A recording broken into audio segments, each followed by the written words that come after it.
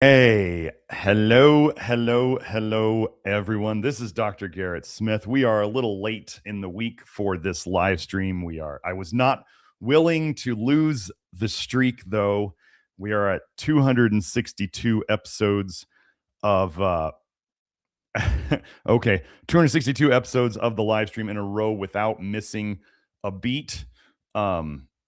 And then we pull off, sometimes 4 and 5 hour live streams. And I want to thank those of you who made nice comments about how I take this as a very strong compliment of my work and to my health versus the other influencers out there who are all turning pinkish red because their livers are bad. But anyway, when people are saying that I can keep things going for 5 hours straight and not like lose it, I do actually. Joe has noticed, and I have noticed, when I get around the 4.5 hour mark, I do start to, there's a little bit of, I can feel it in my brain. It's like my brain's running out of juice. But yes, that does happen. But I do like being able to hold it together for 4.5, 5 hours. Sometimes it's a little too much to do every week. Anyway, so we have lots of things to talk about today. Just so you guys know, in the chat, I'm probably only going to have time to get to super chats if you decide to do that, because I got to shorten these up. I know some of you love the 5 hour things, but I got to figure out how to make these shorter, because I just talk too much and it's too much for people to keep up with. So anyway, wanted to go over a couple of things. One, for those of you, I talked in office hours, which is the support and troubleshooting and guidance thing that we do for Kelsey and my testing and consultation package clients that's inside the Love Your Liver program. I was talking to people about how people have been feeling lately, because there was some other stuff before the Lionsgate portal, and there's stuff going on now in the Lionsgate portal, and this is an astrological thing. So for those of you who don't believe in anything about astrology, I was reminding people, I say millionaires don't believe in astrology and billionaires base their moves on it. So some people apparently believe in it, and it seems to affect people differently. Now, talking to people, obviously there's been the fires. There's been fires in, as far as I know, I haven't researched them more, but there's been fires in Canada. There's been fires in Idaho, central Idaho. There's been fires in Spokane, Washington. There's been fires in California. There's been fires in Colorado. Basically fires all up and down the west side of the country. Who knows if it's related to increased activity of magma under the surface? Who knows if it's related to arson? Who knows if they just want to cover up the earth activity with arson stories? Anyway, there's a lot of stuff going on. So there was a lot of smoke. Now, started talking about the smoke in the office hours, and people were saying, yes, they were having very dry mouths and, trouble with their sinuses, trouble with frequent waking at night, and restlessness. Not necessarily terrible insomnia. They would fall back asleep, but they were waking up a lot. And there was just kind of a general, like, when I brought up this stuff, people were like, yeah, I was having this. And there was a gentleman from Lithuania, where there's no fires, who was having the very dry mouth at night and the restless sleeping. And there was people in other parts of the US who were not in smoke or fires, and they were having the same problem. So I just want to hit on this real quick. Joe, if you can show that Schumann picture, that would be great. If you have that available, I sent it to you in Telegram. I'll just wait for that. But so I'll put it on the Lionsgate thing, and I'll share my screen. So yeah, I'm on a totally new computer, so that's why we have a different camera.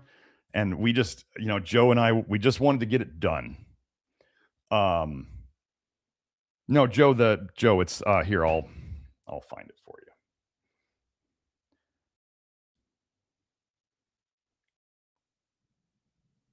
you. It was a picture I sent to Kelsey, and I said, "This is BS." Let me see. We're sending it now. There it is, Joe. That's the one I want. But I can do that after I go over this Lionsgate thing. Okay, so Again, I'm not a huge astrological thing, but this apparently seems to be something. So it is from July 28th to August 12th. So if you've been kind of feeling not so great since July 28th, around there, or even like right before that, this may be affecting you. It's just, it is what it is. And with its peak energy happening on August 8th, which just so happens to be, today is 8/8. Just want to say that, so there's all this stuff about, infinity, balance, and prosperity. And so the people who are all like, almost like toxically positive at times will look at all this and they'll be like, oh my goodness, it's so wonderful. Yay. And then I'm sitting here going, okay, so I have a bunch of people I know, including clients and friends and family, who are not feeling good right now. Okay. This is not showing, oh wait, they're not showing the negative symptoms. So let me find it. Let me find this, because it was listing out the exact symptoms that people were having. Fatigue and lethargy. There was another thing I got about this, which was that people were feeling drained even though they were getting enough rest. They were feeling really tired. Then they didn't put on here, there was restlessness and frequent waking. I just don't have the same search. It's not giving me the same results because I used a different search. Let me see what else I can get here. If we can pull it up real quick. Yeah, here's just somebody on Reddit, not felt well since the Lionsgate portal. Anyway, feeling of being drained. What else do we have? Tinnitus. For those of you who get tinnitus when you're detoxing, you may have noticed that, or other things. You can just look at this list here. Sleep disruptions. The biggest one we've been hearing about is waking up frequently. People are going back to sleep and then feeling unrested after long periods of sleep. So anyway, this is just stuff that's been going on. Call it space weather, call it planetary alignments, call it whatever. Does it affect people? Yeah. So if you didn't even know this was going on and you were wondering and you're going, I'm not affected by space weather, and you've been feeling like you're not sleeping well and you're not feeling rested and you're having other symptoms right now and you're going, what is going on? Is it my supplements? Am I detoxing? Is it whatever? Do I think it's a detox? Yes. Let me be clear about how I feel about space weather and these things. If, for most normal people who are not listening to this, because normies hate my stuff is way above normie and NPC level. They can't handle it at all. So normies just, they don't get this. But if you are feeling it, this stuff can affect you. And the good news is if you are doing this stuff, like the binders we're about to talk about today, and you're doing stuff to not put poisons in and to help get poisons out, when you have these symptoms, do I think these symptoms are from stirred up, bile dumps, toxins being stirred up, stuff coming out into your system? Yes. Yes, it makes more sense that energetics would cause us to stir up physical things in us that then cause us symptoms, right? So, I mean, like, even if you were in a microwave, right? The microwaves are doing something, but they're really heating your tissue. They are physically heating you. They are changing the tissue. So that's the thing about, oh, Joe wants me to turn off stuff in the background. I don't think there's a lot to turn off, Joe.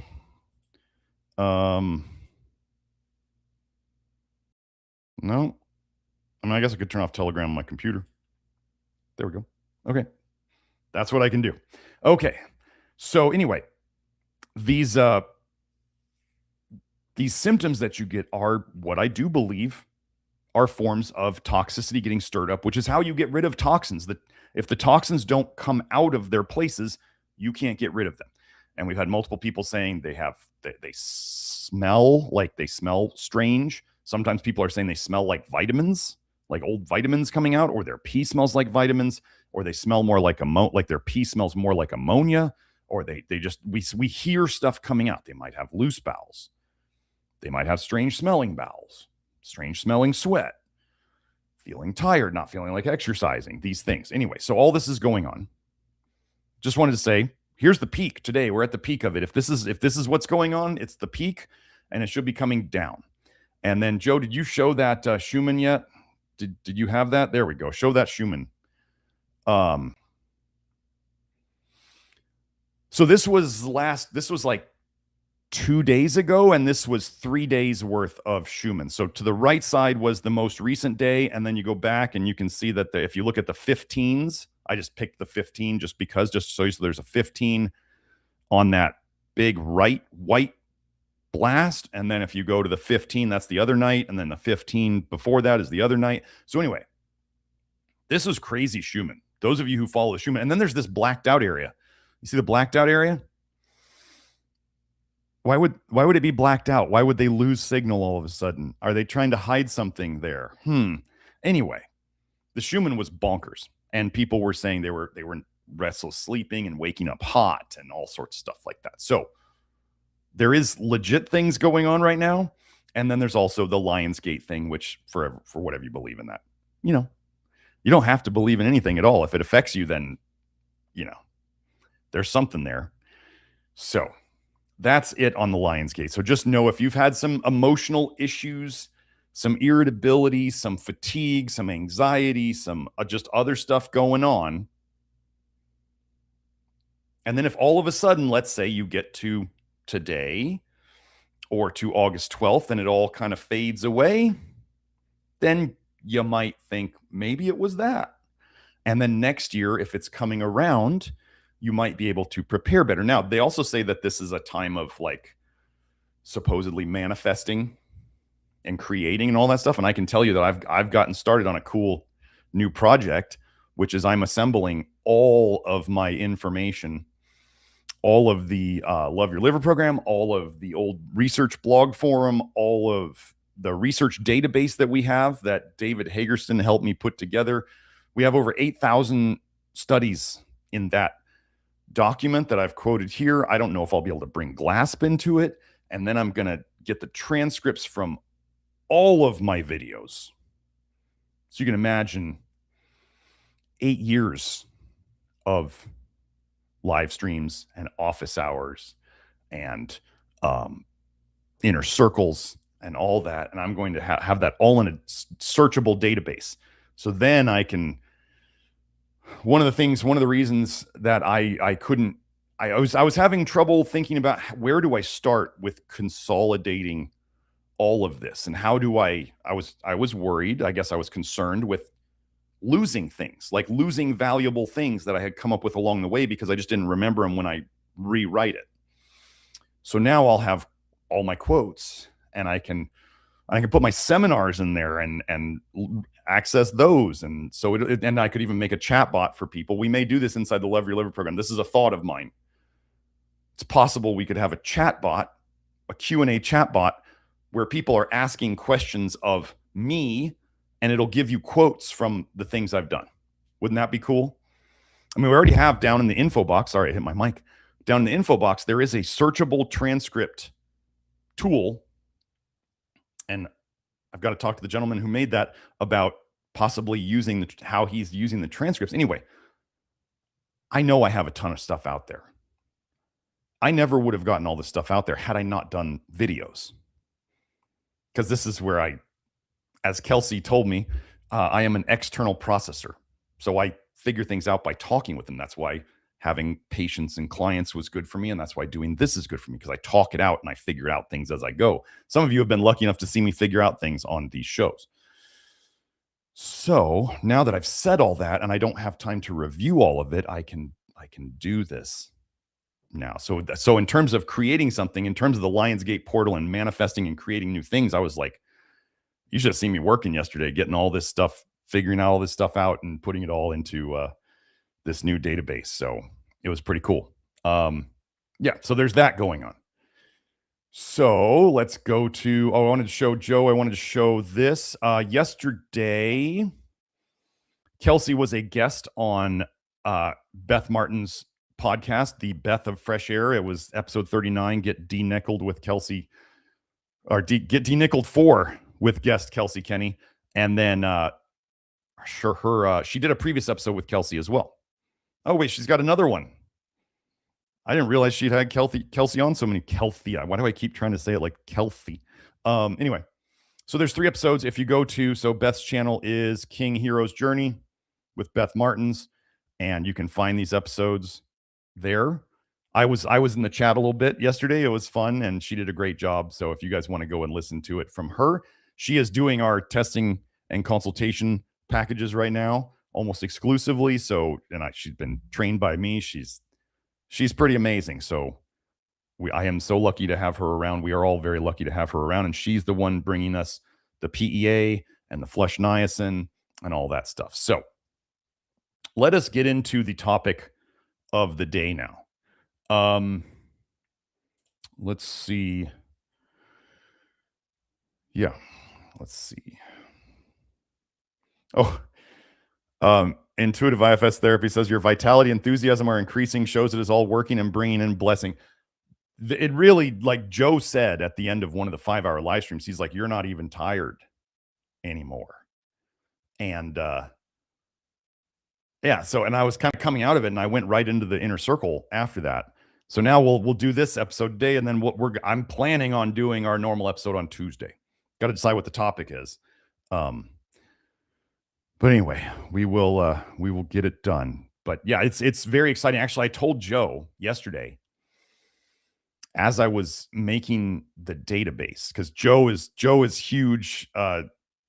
Joe geeks out on AI. Joe, we love you, and you love doing stuff with AI, and he's good at it. And I decided that I was going to do. I didn't want to pay somebody to do this, and I went, you know what? I could save. Joe actually told me how much money I might have saved by doing this myself. He was saying it could have been 20 grand for me to have somebody do it for me. And I was like, no, I'll just chat GPT it and make it work. And it's been going great. So I'm learning as I go, and then I'll have it all, and I'll know how to do it all again in case it ever needs to happen again. So anyway, and then I have Joe as help. If I ever need it, I can bounce questions off of him. So it's very exciting. So I told Joe, I was like really excited. I was like, I feel like, you know, it's discipline, not motivation, but I was like, I feel motivated again. I feel like a spark has come back. Before it was like I was trying to give myself grace, because I was realizing, okay, so if I only saw clients, right? That's a whole business in itself, right? So if I only saw clients, that would be a whole business in itself. If I only had a supplement company, that would be a whole business in itself. If I was only a YouTube influencer, that could be a whole business in itself. If I was only changing the medical paradigm, that would be a whole business in itself. If I was only trying to put a book together, that might be a whole thing in itself. And so I was like, wow. So for those of you who are wondering, let's say, why is the Love Your Liver program not updated? Why is every link in the I mean, seriously, folks, if you're going to ask me why the links are, some of the links that I've used over the years on the Love Your Liver program are dead, it's called link rot. Do I have time to keep up with every single link that dies? No, I don't. I'm sorry. I'm just one man. We are literally a 3-person business. 4. I'm sorry, 4. We have 4. And we're small, and we're just trying to keep up with stuff. So if you're wondering why I haven't done all these things, now I'm kind of excited, because now I feel like I can catch up. I feel like I have something that can give me back the information that I want, and then I can package it up in the way that I do. So it's kind of an exciting time, and I was very happy yesterday. Joe saw it in me, and the spark kind of came back, because I was just overwhelmed with all the things I have to deal with, and all the people I have to take care of, and then business on top of that. So I'm giving myself grace. If you guys want to do that too, we have lots of plans for the future. I just finally had to figure out how to do it. And then during this time of upheaval, I kind of came to something. So let's start talking about binders. Okay. So just so you guys know, yes, I'm going to talk about things that we sell, because we literally make the best stuff out there. I mean, we do. And I'm also going to talk about some other products that are sold other places. So for those of you who are in the Love Your Liver program, don't forget, you have access to right up here, you have access to this VIP store. It's password protected. Love Your Liver members only. And you get discounts on all the supplements. Okay. I'm going to be showing you pictures from the shop, from the normal public store without discounts, but you know where to go to find them. Okay. So first thing we're going to go to. Since the nickel detox has become such a part of what we do, this is the thing. This is where we are going. And now we understand why the vitamin A problem has come about so much, is because especially nickel has slowed it down. And I think nickel slows down everything. So we're going to talk first about PectaClear. Now, Joe, I sent Joe the episode about, if you want to watch an episode where I talk about PectaClear and PectaSol and alginates in terms of nickel detox, Joe, I sent you that link. That was the, which one was it? Let me look here. I got to do it on my phone because I don't have my, didn't I send that to you? There it is. Yeah, here, yeah, the nickel detox secrets. It's Love Your Liver 251. Okay, so PectaClear. What is PectaClear? PectaClear is a combination of, one capsule is 2/3 PectaSol, which is modified citrus pectin. Okay, so if I say PectaSol and modified citrus pectin, they're the same thing. It needs to be low molecular weight modified citrus pectin. So we're going to talk about that, and we're going to talk about alginates. Now, modified citrus pectin, PectaSol, this is digested. It's broken down a bit into smaller pieces. This is the only binder, other than pharmaceutical ones, which we're going to talk about why you don't want. This is the only binder that goes into your bloodstream and is intended to go into your bloodstream. Apple pectin is not this. Low molecular weight modified citrus pectin. MCP is the abbreviation, okay? So the PectaSol itself, let me show that. So we'll just show each of these as we go. So this is PectaSol. These are the capsules right here. So this says, you see here, modified citrus pectin. Okay. I wouldn't really say it's a super nutrient because you don't use it anyway. But this is the EcoNugenics PectaSol product. We're working on our own variation of PectaClear right now. So, and we will have it at a better price point and cleaner without some of the additional ingredients. So keep your eyes open for that. But anyway, PectaSol, we have this available in the store right now. This is what I use on a daily basis. I mean, I use PectaClear on a daily basis, but remember, PectaClear is 2/3 PectaSol and 1/3 Alginate, which is an alginate that's broken down a little more too. Okay, so anyway, PectaSol can go into your bloodstream and it can start pulling things out of your bloodstream. Out of your tissues into the bloodstream. Okay, this is good. And can you do PectaSol by itself? Yes. Okay. The thing about that, the reason the company, EcoNugenics, and this is a very good concept that they had, the reason they made PectaClear is because the MCP, the PectaSol, can go into your bloodstream and start grabbing stuff and carrying it out through the kidneys and also down to the bile and out the poop. However, you can also, that stuff, when it goes down to the bile and into the poop, you can reabsorb some of the toxins and recirculate them. We've talked about this a bunch, enterohepatic circulation. So what they did, and they specifically talk about this, is they added the alginate, their special alginate, to the PectaClear capsules so that it would grab onto the nickel or the toxins in the gut, in the bile. So basically the bile and the toxins and all the stuff that's in it, the copper, the toxic metals, the nickel, all the stuff that's in the bile. And so the alginate part was meant to grab this stuff in the gut so it doesn't get reabsorbed. So you have the modified citrus pectin, the PectaSol that goes into the bloodstream, starts pulling stuff out, grabbing stuff, carrying it out through the kidneys, because it's in the blood, it can get to the kidneys, and then it can come down to the liver. Liver puts it in the bile, it goes into the poop, but that's where you could reabsorb it, because your gut reabsorbs everything. Remember, your skin doesn't really distinguish what it absorbs. It just absorbs things, and your gut just absorbs things. So, also, most of the nickel in your diet, you don't, here's how scary nickel is. We don't absorb that much nickel from our food. It's enough to cause problems, but most of the nickel stays in your food in the poop. So imagine you only absorb a little bit of that nickel. But what if we could absorb even less?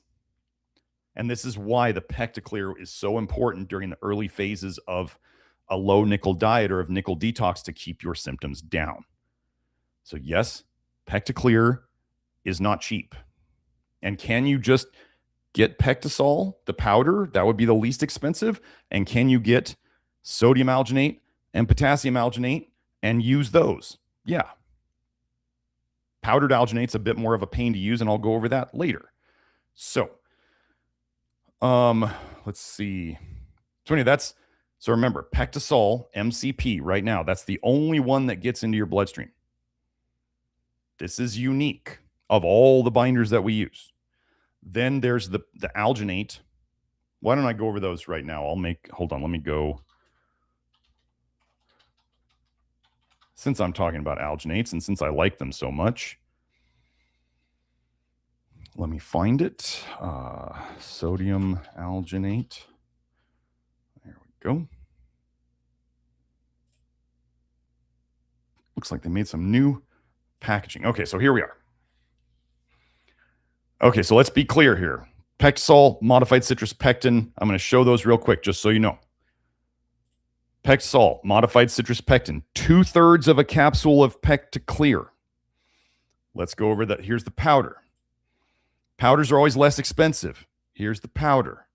You can mix it yourself. Does it taste bad? No. You can go, we don't carry the flavored ones, like the lime flavored that's got stevia in it and other like lime flavor or whatever it is. We don't carry those. But if you want to get those, you can. This is the PectaSol powder. Okay, so we got the PectaSol powder, got the PectaSol capsules. PectaClear only comes in capsules. Why? Because alginates, as you'll find out, are not as user-friendly in a powder. And I'll go over that, okay? So that's those three. I prefer, like, during the, as I've mentioned on that other show, during the times of the roughest detox, the roughest nickel detox, I have people, if they choose to, there is no research anywhere that suggests that modified citrus pectin causes problems or that alginate causes problems in high doses. Oh, I don't know that I'll have this study today, but I found a paper saying that alginate long-term in mice caused no mineral deficiencies of good minerals. And they were specifically looking at like the minerals that we use. They were looking at sodium, magnesium, potassium, zinc. They might have looked at selenium. They were looking at all the major ones that we work on. And alginates caused no deficiencies over something like 6 months or a year of giving mice alginate. The binders we choose here do not deplete nutrients. There is no evidence of them depleting nutrients. And even like with potassium alginate, sodium alginate, our ZeoLyte that's charged with electrolytes, it's got potassium, magnesium, sodium, and calcium in it. It actually puts minerals into your body. We'll talk about that. So if you wanted to do alginate and you want to do the powder, so I know cost is an issue, and I know a lot of you out there are pretty hardcore. And so if something's going to help you feel better, you don't really care that much about the taste, which I'm kind of like that. If it's really working and it helps, the taste is like, I'll do it. Okay. Now, then there's the people who don't like the taste, don't like the texture, don't want to deal with mixing things. That's PectaClear or the PectaSol capsules. Okay. So here we're talking about sodium alginate powder. Now, this is the brand I like. This is Cape Crystal Brands. Why do I like them? Because they're the only company that I could find on Amazon sells no potassium alginate. Okay.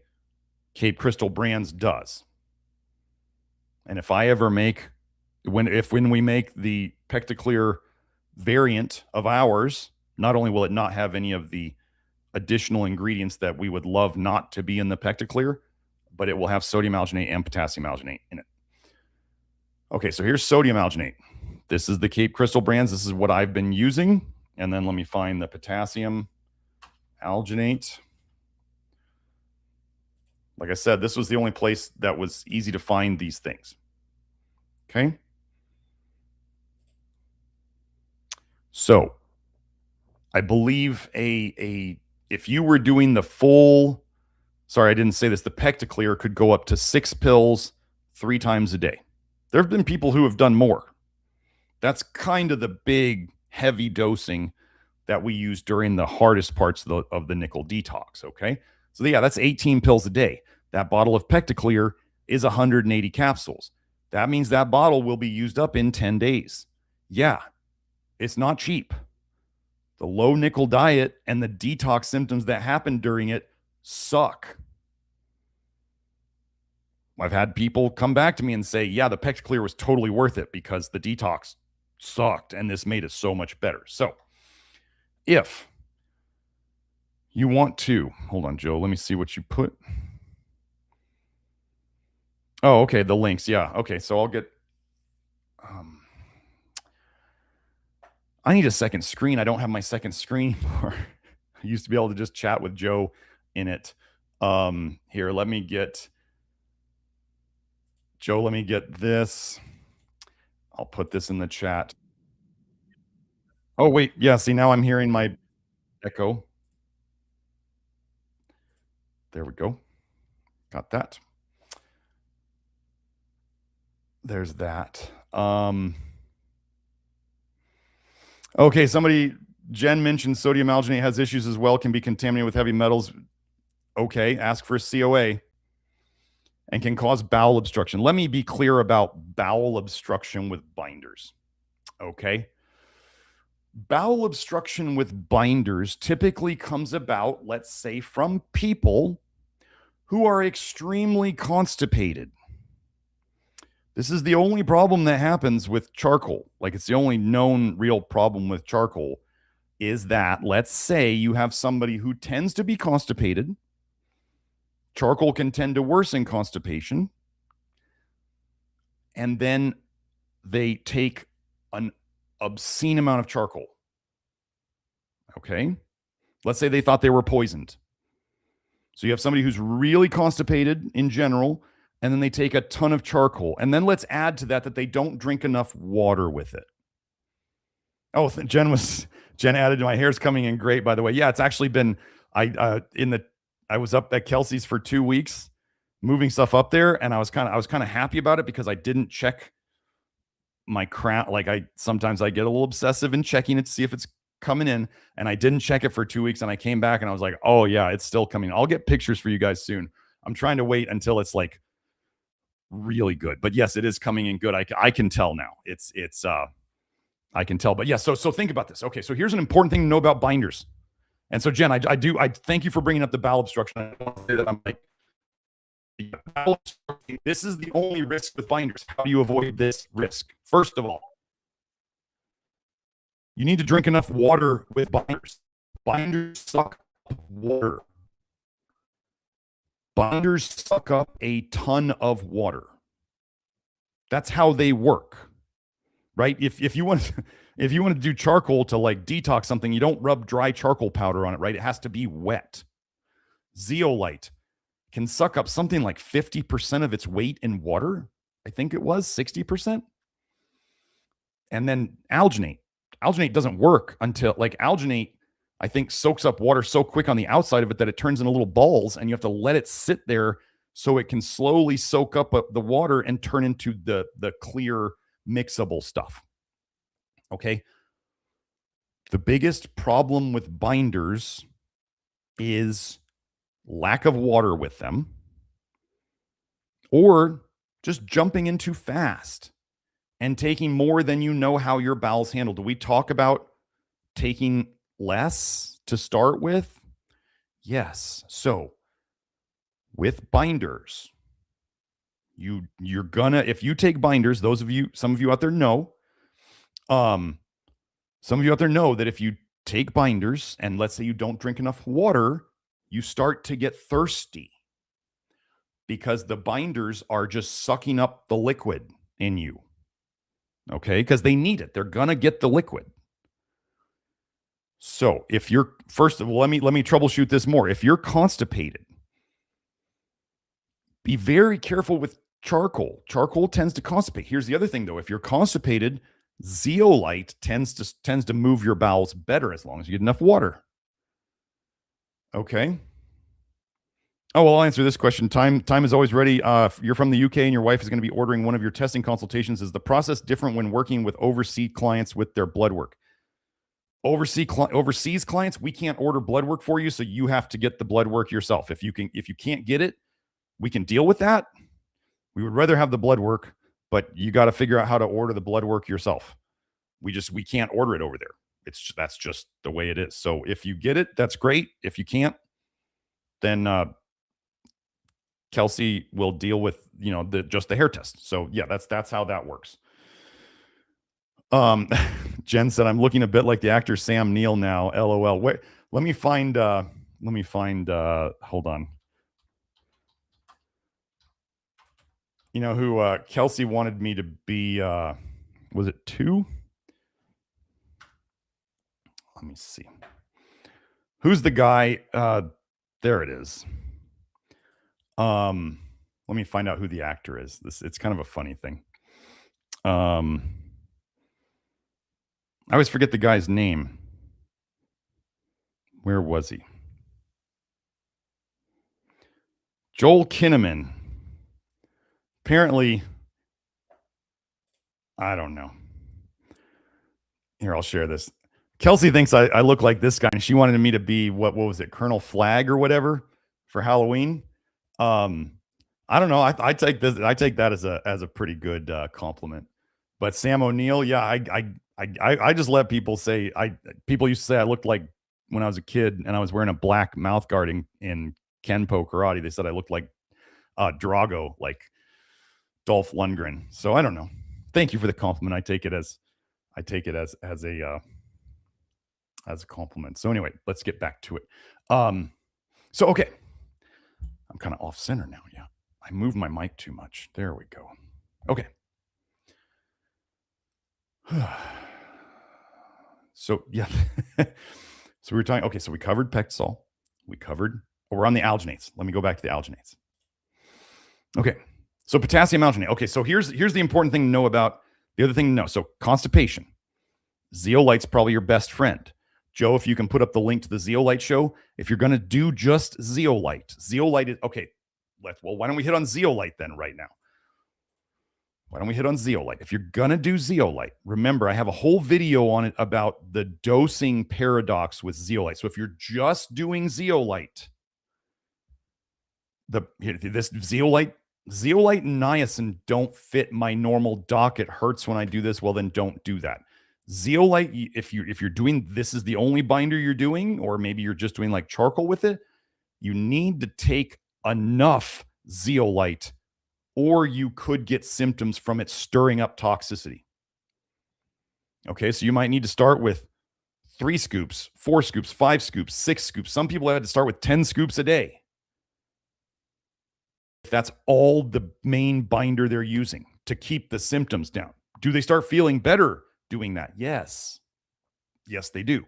Now, the other thing I want to tell you is, let's say you're doing the PectaClear or the PectaSol, or if you want to do PectaSol, as an important thing to know about ZeoLyte. ZeoLyte stays in your gut. ZeoLyte is very good at grabbing nickel in your gut. So if you wanted to do a variation, if you didn't want to do the alginates and you like ZeoLyte, and maybe you tend to be constipated, so you'd rather do the ZeoLyte, PectaSol, the powder, just the MCP, to go into the bloodstream and grab stuff and get stuff moving. And then you do ZeoLyte to grab it in your gut. Okay. So you could do, instead of alginates, you could do zeolite. Both zeolite and the alginates grab onto nickel very well in the gut. And I do think that if you're doing PectaSol and you tolerate it, or you're doing PectaClear and you tolerate it, or even if you're doing alginates and you tolerate it, then that will make it so you don't have to take as high a dose of zeolite. Okay. But zeolite, especially if you're going through the nickel detox and you're getting stomach symptoms like upset stomach, nausea, my tummy hurts kind of thing, because I had that. I totally had that. Zeolite can really get you out of it. Like, what am I doing right now? Because I don't have my full stash of stuff, because I took it up to Kelsey's and I left it there, and now I got to restock my stash down here. Now I'm doing PectaSol and ZeoLyte. That's my binders for now. I'm getting restocked on Monday. I got to order from my own shop to get stuff to have it around here. But I still had some ZeoLyte left, and I have the PectaSol that was helping my mom. On that note, as I was gone up to Kelsey's, in the 2 weeks I was gone, my mom had started the PEA. My mom has Parkinsonism, and she has been improving. This was one of the first things that we've seen that has helped her improve. PEA in the research. PEA is not a fluke, folks. It's not some duration paradox thing. I keep hitting PRs in the gym. Like, every time I go to the gym, I'm sending my son like a text that like everything's getting better, everything's going up. And we had somebody in one of our office hours, a gentleman and his wife, they're runners, they do marathons, and they're saying they're getting faster since adding the PEA. It's not a performance enhancing drug. It's a lipid molecule that helps with reducing inflammation and helps things work better. It's not an anti-inflammatory. Your body makes it. Wait until you see. You want to know a funny thing? Oh, actually, I should go over that today. Anyway, okay, I'm all over the place. ZeoLyte. The other thing about ZeoLyte is it is charged. It is cleaned. So they clean ZeoLyte. It's a water process, just like if you go watch Jacobsen salt. They clean Jacobsen salt with a water process. So they're basically washing the salt, and it lets go of the toxic metals and all the other crap in it, and then they recrystallize the salt after it's let go of its stuff. Well, ZeoLyte, the process is similar. It's a water process. And then what they do is they add the minerals back to it. They add calcium and magnesium and sodium and potassium. So then what you want to do, as Kelsey, will repeatedly tell me, is ion exchange is the most energy efficient way to get toxic minerals out and good minerals in. So when you see sodium alginate, you see potassium alginate, you see our zeolite that has the basic 4 mineral electrolytes in it. And people will say, well, why don't they just make it empty? Why don't they just make it alginate or zeolite without, zeolite out in nature, what does zeolite do? It grabs onto toxic metals. You don't want uncleaned zeolite. You don't want it. I experimented with uncleaned zeolite. I never sold it. I got some issues and I fixed all of them. So never use unclean zeolite. You must, if you want to be safe, you need to use cleaned zeolite, and then they add the minerals to it. So what happens is it comes into your body. So you got the zeolite coming in, and it's got like an electrolyte, one of the calcium, magnesium, sodium, potassium. When it comes across a bad toxic metal or something worse than what it's holding, when it comes across something that is more typically, we call it positively charged. Toxins tend to be very positively charged. So when it comes across something more positively charged, it lets go of its electrolyte that was put there on purpose, and it grabs onto the toxic metal. And it carries that until it comes across something worse, where it would then let go of the toxic metal for the more toxic metal. Okay? Sodium alginate would do this. Give way its sodium. Grab a toxic metal. Potassium alginate, same thing. So yes, you are supplementing minerals in a way when you take potassium alginate, sodium alginate, zeolite. Charcoal doesn't have this. Charcoal's not charged. Most soluble fibers aren't charged, but apparently what Kelsey tells me is the activation energy for if you had empty alginate or empty zeolite, the activation energy to move it in is greater. You want it to be easier. Ion exchange is easier. So anyway, let me hit on this one chat that Joe was sending me. Where was it? Joe, can you just show that on the... Oh, there it is.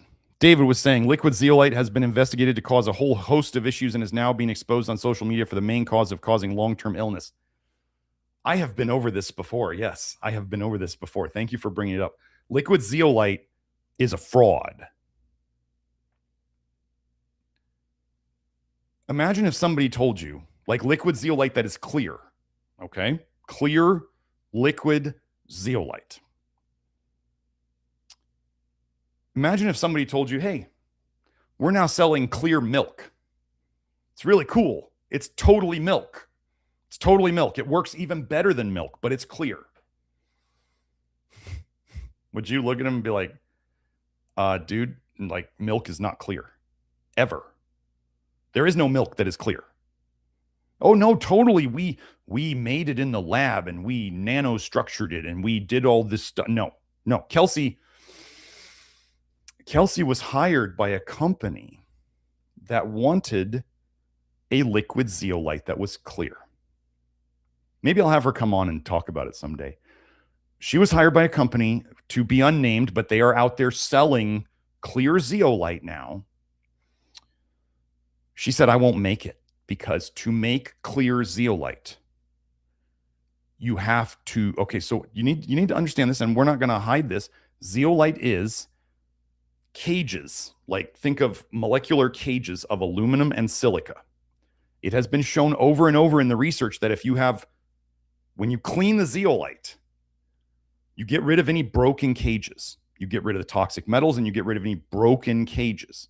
You don't want broken cages, as you're going to understand in a second, but you want it to be solid molecules, okay? So what do people have to do? So again, it is aluminum and silica, but you don't absorb aluminum. I went over that research.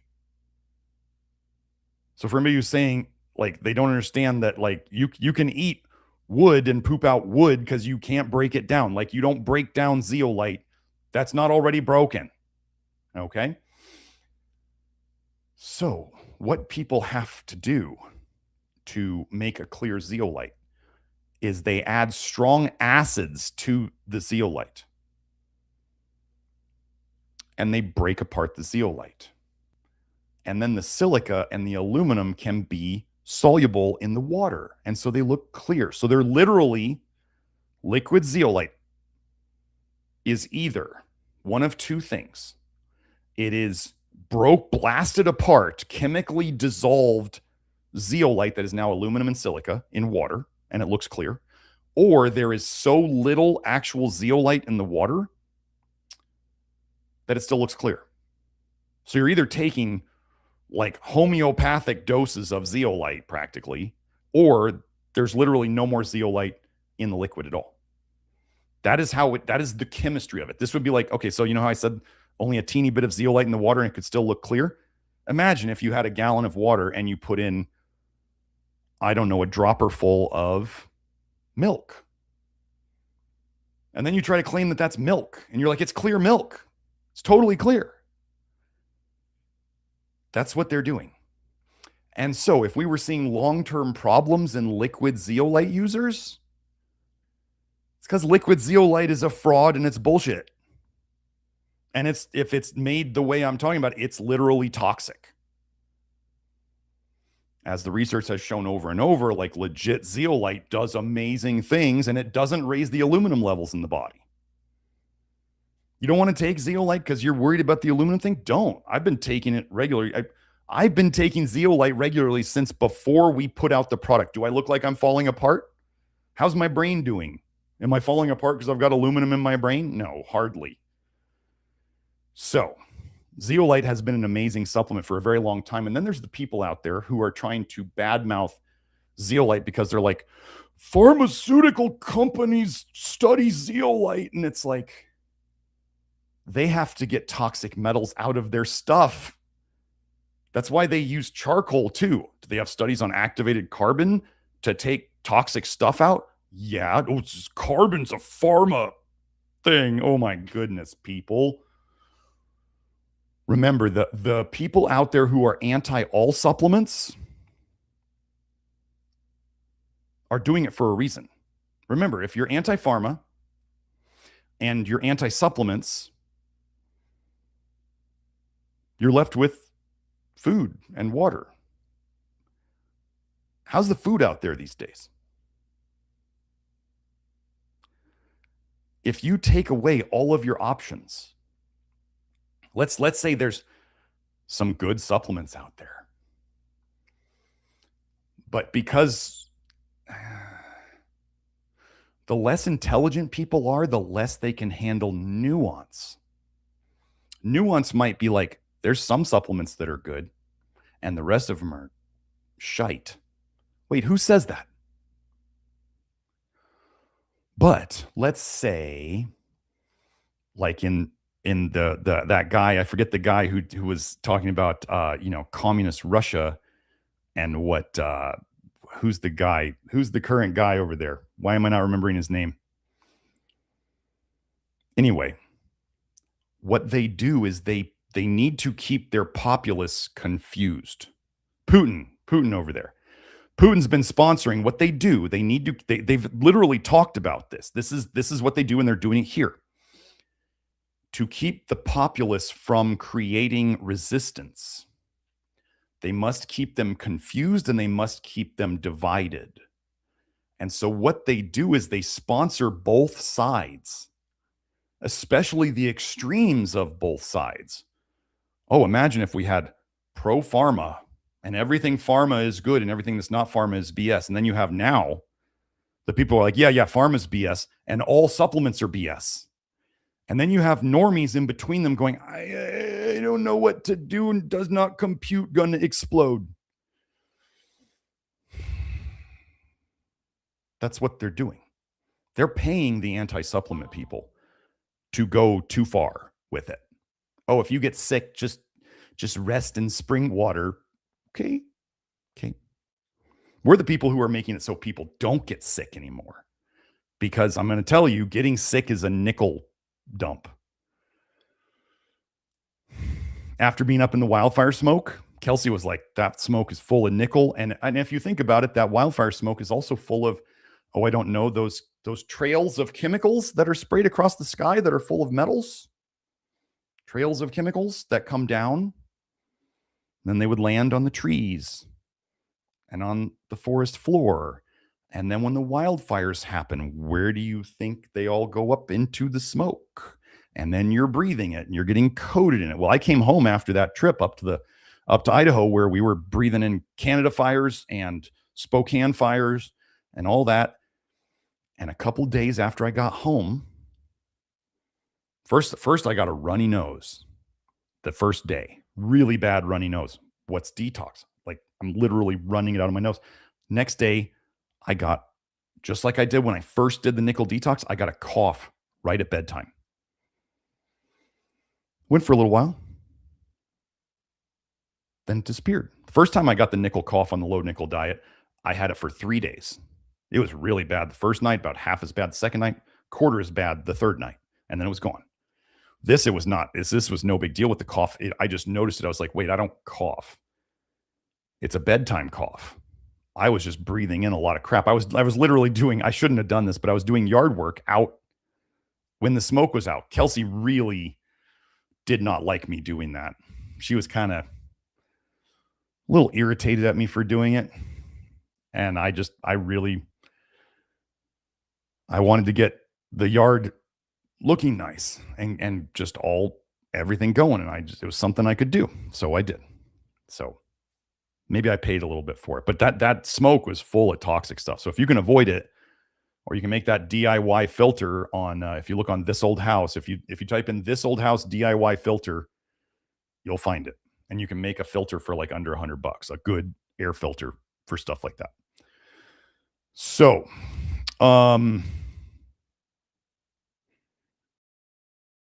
let's see. Let me get back to it. Okay, so we've talked about PectaSol. We talked about PectaClear. We talked about alginates. Alginates. Let's talk about alginates real quick. Let me go back here. So first, alginates. I think I went over this in another show, but I need to go over alginates here. Okay. Why does EcoNugenics sell PectaClear with the alginate in the capsule? Because if you try to mix alginate powder and water, just mix them together, like you put the powder in the glass and you add water to it, or vice versa, it's going to make alginate clumps. It's going to make globs. So you can drink that, right? It's got all the water. It's got all the alginate in your stomach. It's going to combine. And it's fine. If you don't mind the clumps, you can drink the clumps. There's no big deal. But most Americans and most people are just like, oh, the clumps. Oh, I can't drink that. And it doesn't taste bad, but they're just like not going to drink it. That's fine. I didn't want to drink it the first time I saw it either. I was like, ugh. And then I tried it once when I just had to, and I was like, that was no big deal, but I don't want to do it. I'd rather not do it every day.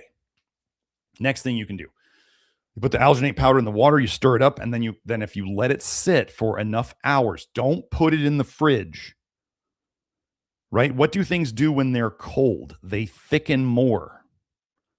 Don't put the alginate in the fridge. Just let it sit on your counter. Warm reactions, chemical reactions go faster when it's warm. So leave it on your counter. Don't put it in your fridge. And then if you try to drink cold, extra thick alginate goo, it's going to be harder. It's going to be grosser. So don't. So if you leave it on your counter for enough hours, some people said 3 hours. Another company said overnight. And you have enough water with it, the alginate will dissolve, the clumps will dissolve, and you can mix it up. Now, it's still going to be thicker than normal water. Like 2 teaspoons of alginate in a pint of water was really thick. A teaspoon's probably a good dose. Now, just so you know, the rough equivalent in 18 capsules of PectaClear, there's about a teaspoon of alginate. Okay, now I've gotten some reports back that so remember, in PectaClear, it's Alginate. It's their trademarked, broken down a little bit extra alginate. Got some feedback from somebody who said it took more sodium and potassium alginate powder to get the same effect as PectaClear. So whatever they did to that alginate may have made it more effective. It's possible. Okay, so alginate powder. Oh, the other thing you can do with the alginate powder. Okay, so you can, if you want to mix it up and you don't want to wait hours for it to mix. First of all, you could blend it. You could mix it together and it gets the clumps. And if you have a immersion blender, right, the blenders where it's got the spinner down here and the things they make the mayo out of, right? So you put the immersion blender in it and you just break up the chunks. Done. Okay. The other thing you could do is you could put it in a blender. You can just blend it up if you want.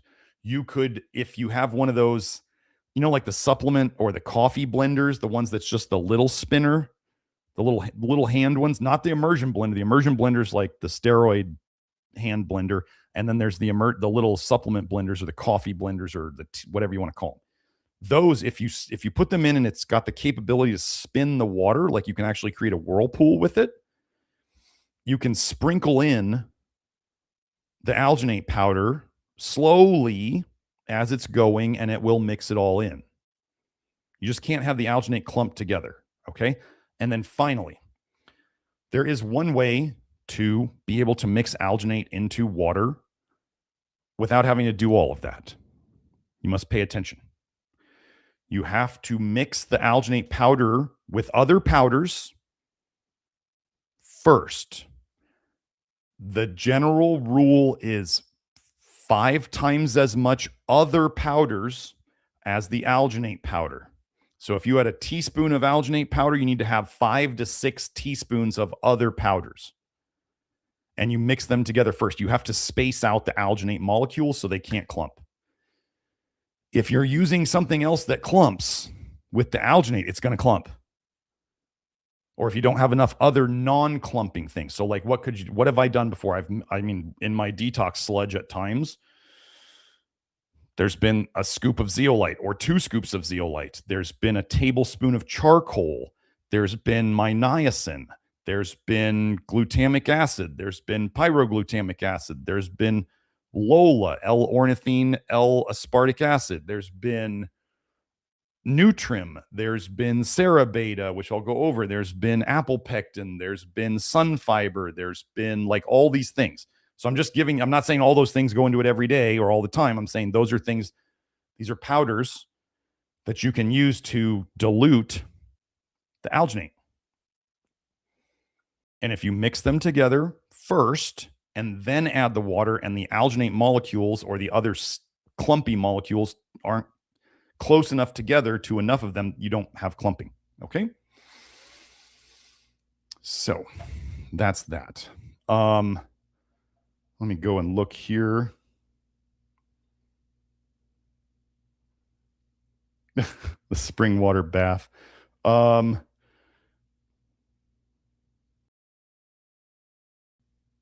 Somebody asked why I stopped using psyllium husk, because psyllium husk is mostly from India, and there are concerns about lead and very much about nickel. Let me give you a general nickel advice. If something is a plant food and it is considered moderate to high fiber, the part that you're eating, if you're eating the part of it that has the moderate to high fiber, you can be pretty sure it's high nickel. That's where plants put their nickel. Just like humans tend to put copper and nickel into cancers.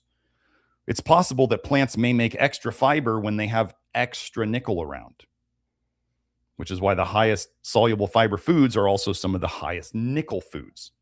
And if we're literally taking psyllium husk, okay, the husk of a plant is where the nickel is concentrated. So that's why I'm not using it anymore. There is lead concerns from psyllium out of India.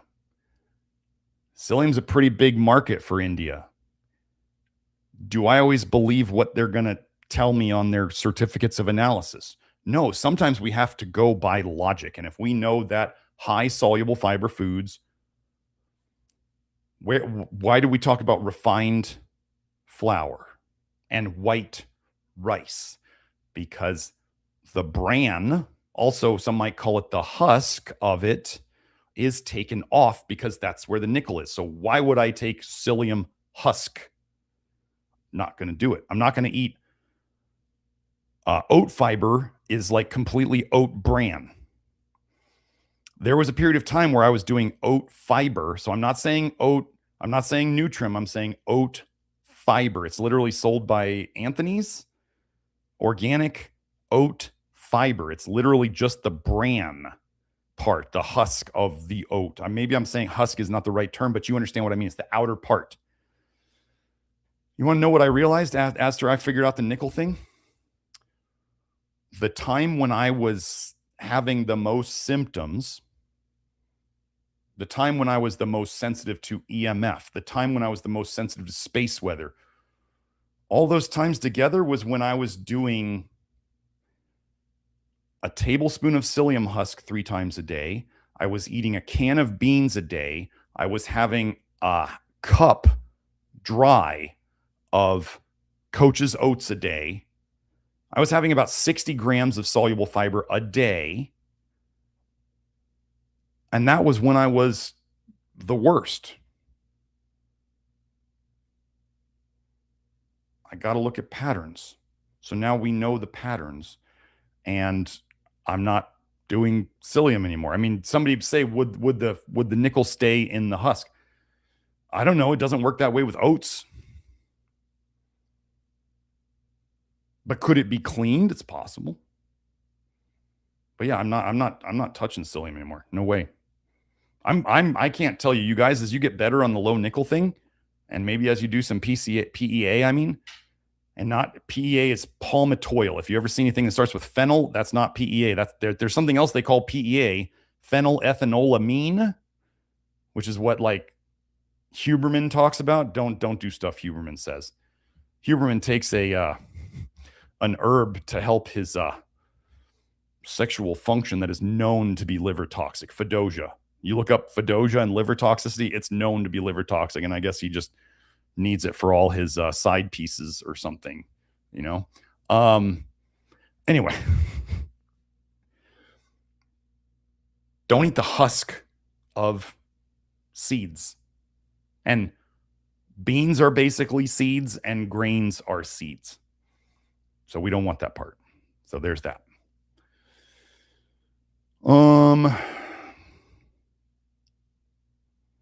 Oh, Sergio says he's been taking 2,500 to 3,000 milligrams of PEA. Great stuff. Awesome. Right. I'm trying to get my son on it now.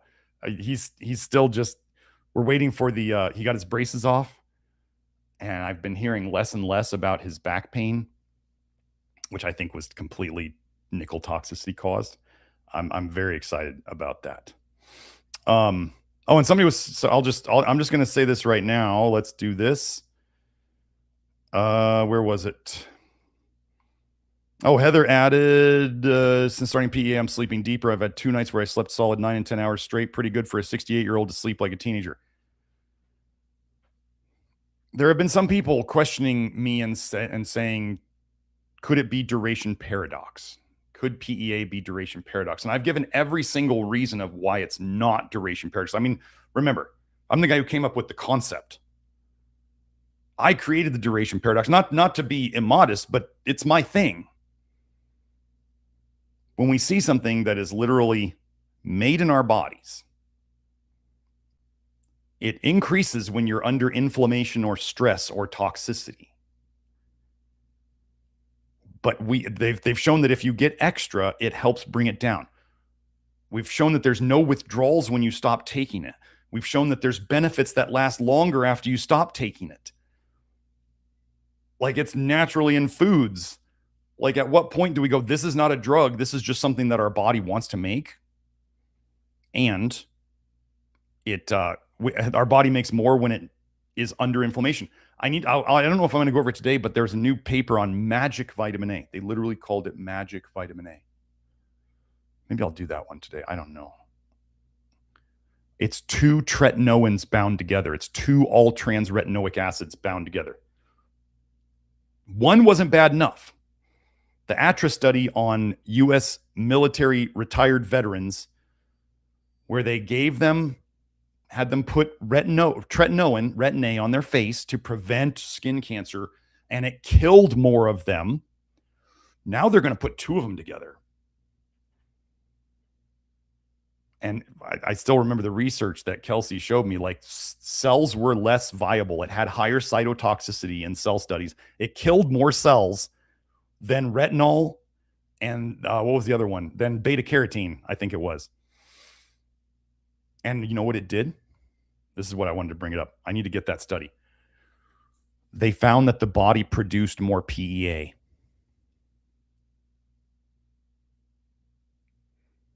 The body produced more PEA when it was given a poison like a double tretinoin. And they're like, oh, this is great. And I'm like, oh, no. Kelsey saw it and she brought it to my attention. I was like, oh, that's very, very bad. That is very, very bad. You do not want to take things that make your body increase its defenses. It's like when people take echinacea and it increases their white blood cells. Those are your cleanup crew. Why would your cleanup crew increase? And why do people know that if you take golden seal to increase your immune system, which is berberine, that eventually, if you take it too long, your immune system goes down? That's the duration paradox. You take PEA, your body doesn't make less PEA. If anything, it might be able to have the capacity to make more in the future, should it need to, because you get to fix stuff, right? So anyway, okay, so let's get back to the binders. So what else was there? Okay, so somebody was asking, okay, so I'll just hit on, we did ZeoLyte. Okay, so somebody asked, do binders inhibit mineral absorption? Proper binders do not. Okay, let me go over what, here, I'll share this. Joe, you don't have to show that screen. Okay. People talk about charcoal supposedly depleting or blocking nutrient absorption. I've challenged them before to show me any research evidence of that. You want to know the research evidence they have of it? They added charcoal to apple juice.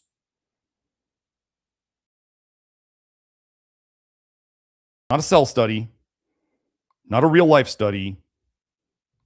Charcoal mixed into apple juice made the apple juice clearer and a little less brownish yellow. And it grabbed onto some of the B vitamins and other things that we don't really want.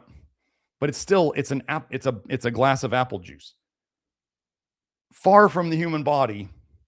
And there's only so many things that it can exchange in there, right? Once the charcoal has grabbed onto everything at once at that moment, there's nothing else worse coming in. You understand?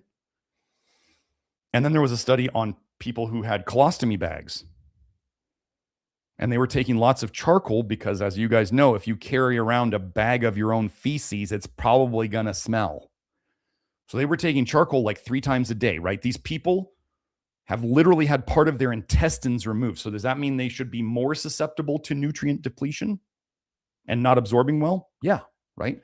They took charcoal for, it was like something like a year or more, 3 times a day. They did not have any worsening nutrient deficiencies.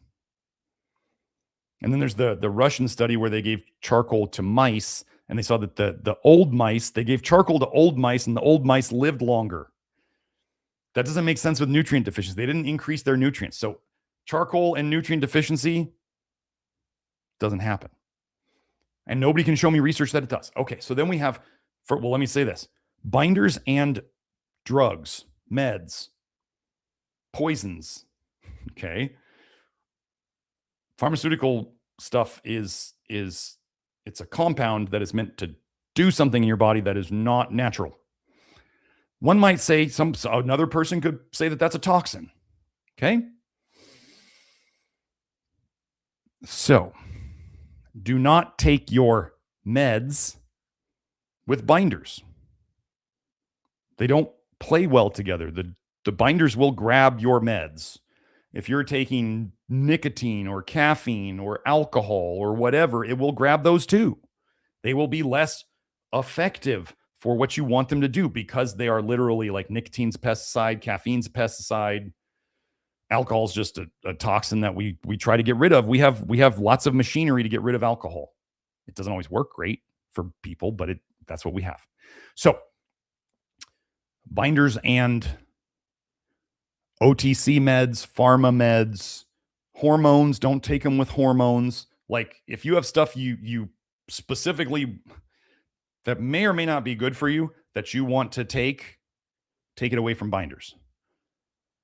But again, about the proper binders, when we talk about ion exchange,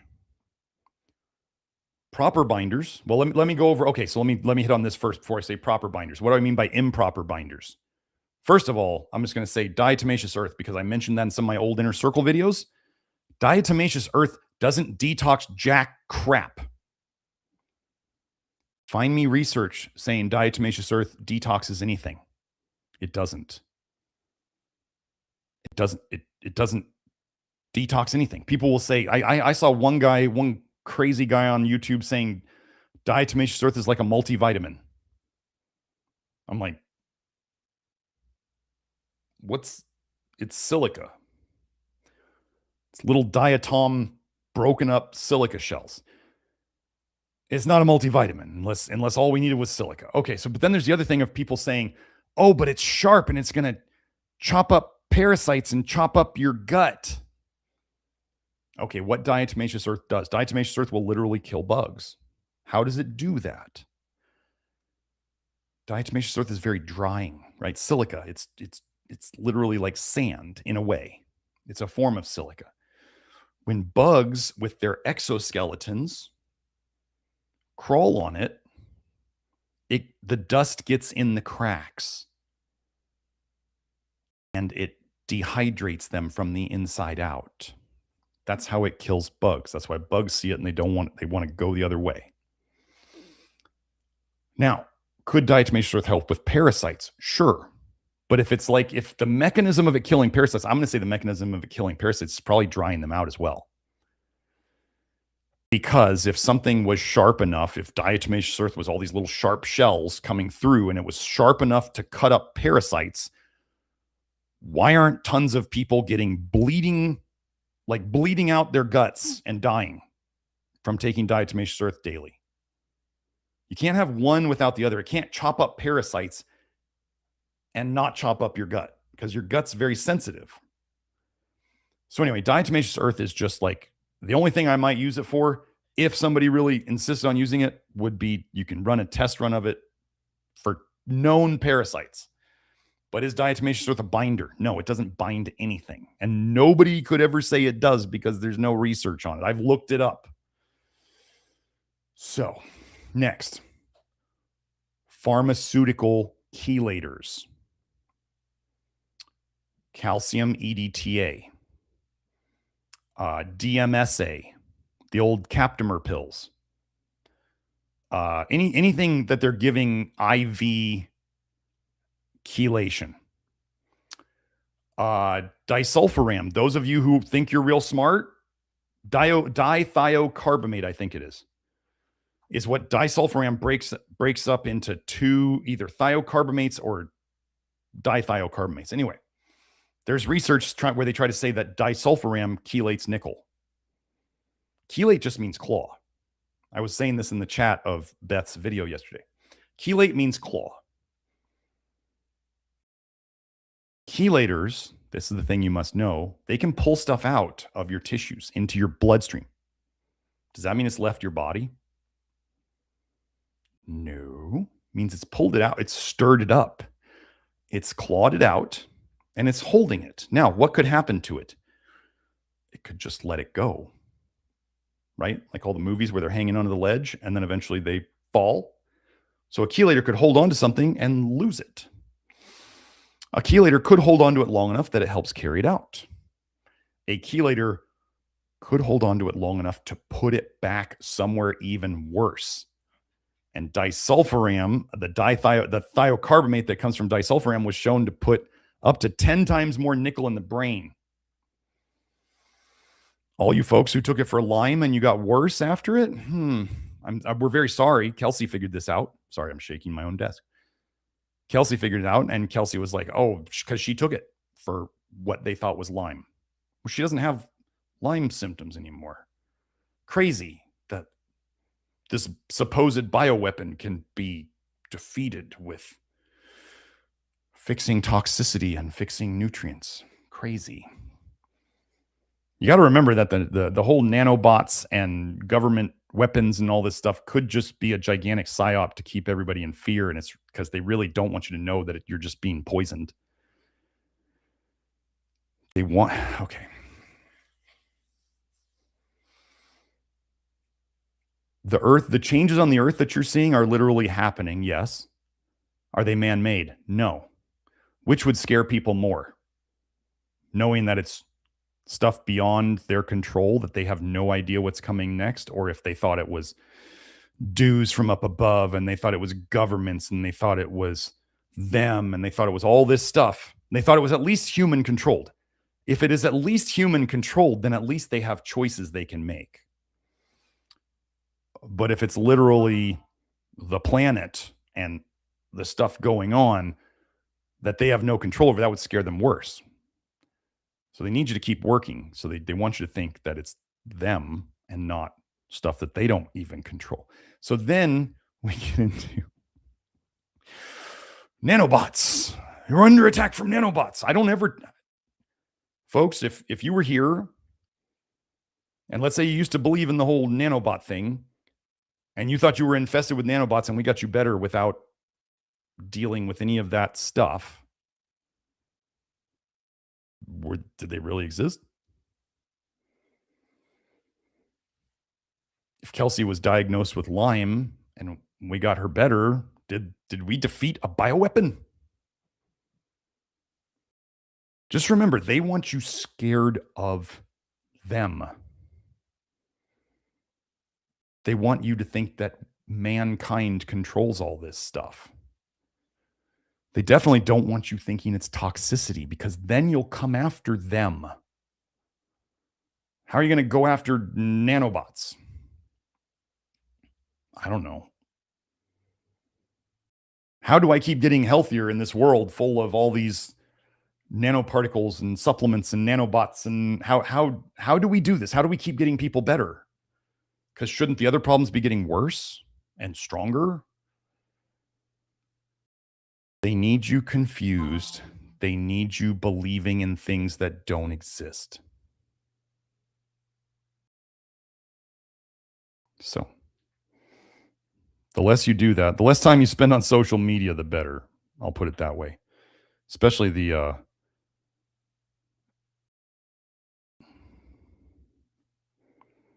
hold on. No, okay, so okay, let me find that. Monads asked, this is Joe, I don't know if you have that one at your thing. I thought this was at first let's see. Oh, oh yeah, Joe, if you want to show that, the secret ingredient. Oh yeah, there it is. Monad said, is this is the adult version of Saturday morning cartoons as a kid? Is this the new time? This is not the new time. This is, I'm just going to be honest, like whatever's been going on in my life, which is lots of things all at once. You know how they say everything everywhere all at once? I've had a lot of stuff going on, so this is not the new time. Monday night, whatever was going on Monday night, like, and the things I had going on, I didn't sleep a wink Monday night. And it was Tuesday morning, and I was asking myself, and I was asking my buddy, and I talked to Kelsey, and I was just like, I'm not doing it today. I am not up for this today.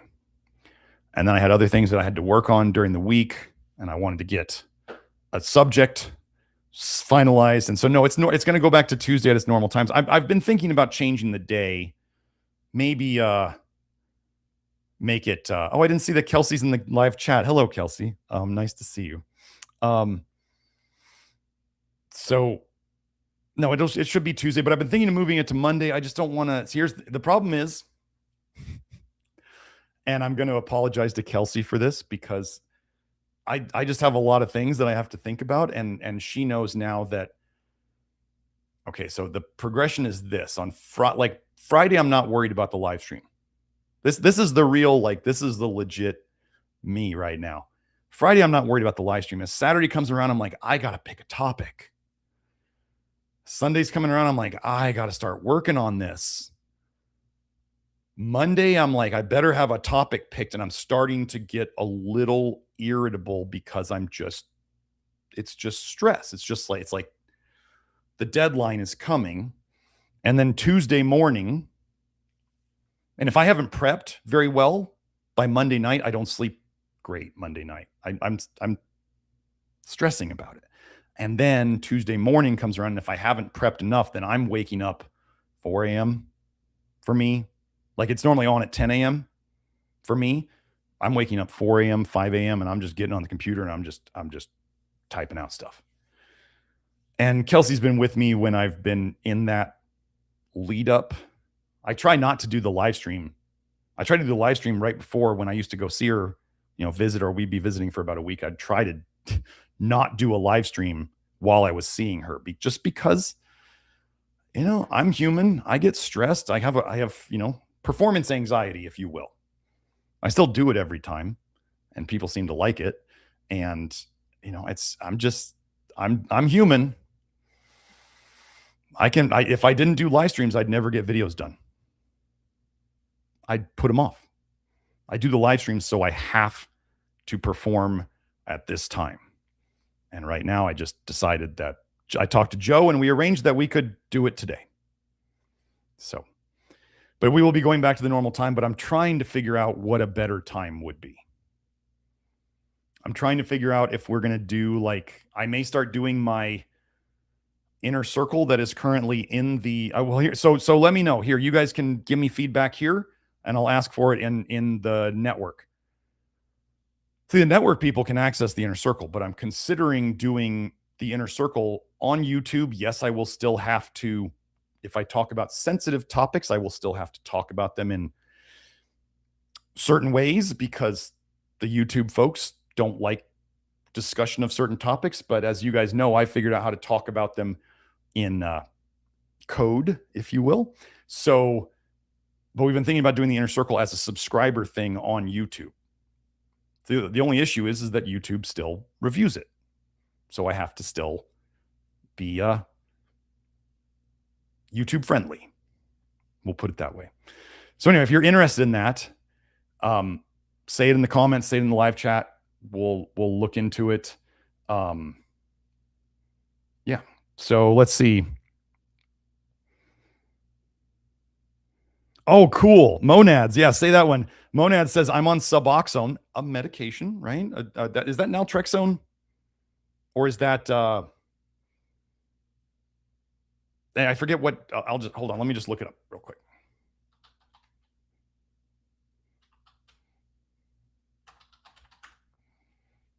Buprenorphine. Okay, got it. Buprenorphine and naloxone. Okay, got it. So anyway, so yeah, it's it's a medication, right? And like I said, this person said, I'm a Suboxone and niacin and charcoal definitely affected. I actually had a clean urinalysis at my appointment and was like, quote, oh, right, niacin. This just shows the power of flush niacin. Kelsey has papers of case studies where people took those like smoke shop detox kits, which make you flush a lot. They've got a lot of flush niacin in them. And so then people will test clean on their urinalysis the next day or two. Flush niacin literally provides your body the energy to detox, especially organic type toxins.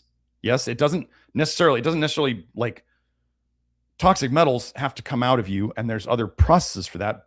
And flush niacin helps that. But flush niacin literally runs the detox pathways that break down a lot of toxins by providing NAD. It is the best and least expensive way to get NAD into your system. Don't believe all the mitochondria nerds who are trying to sell you all these fancy NMN and NR and all.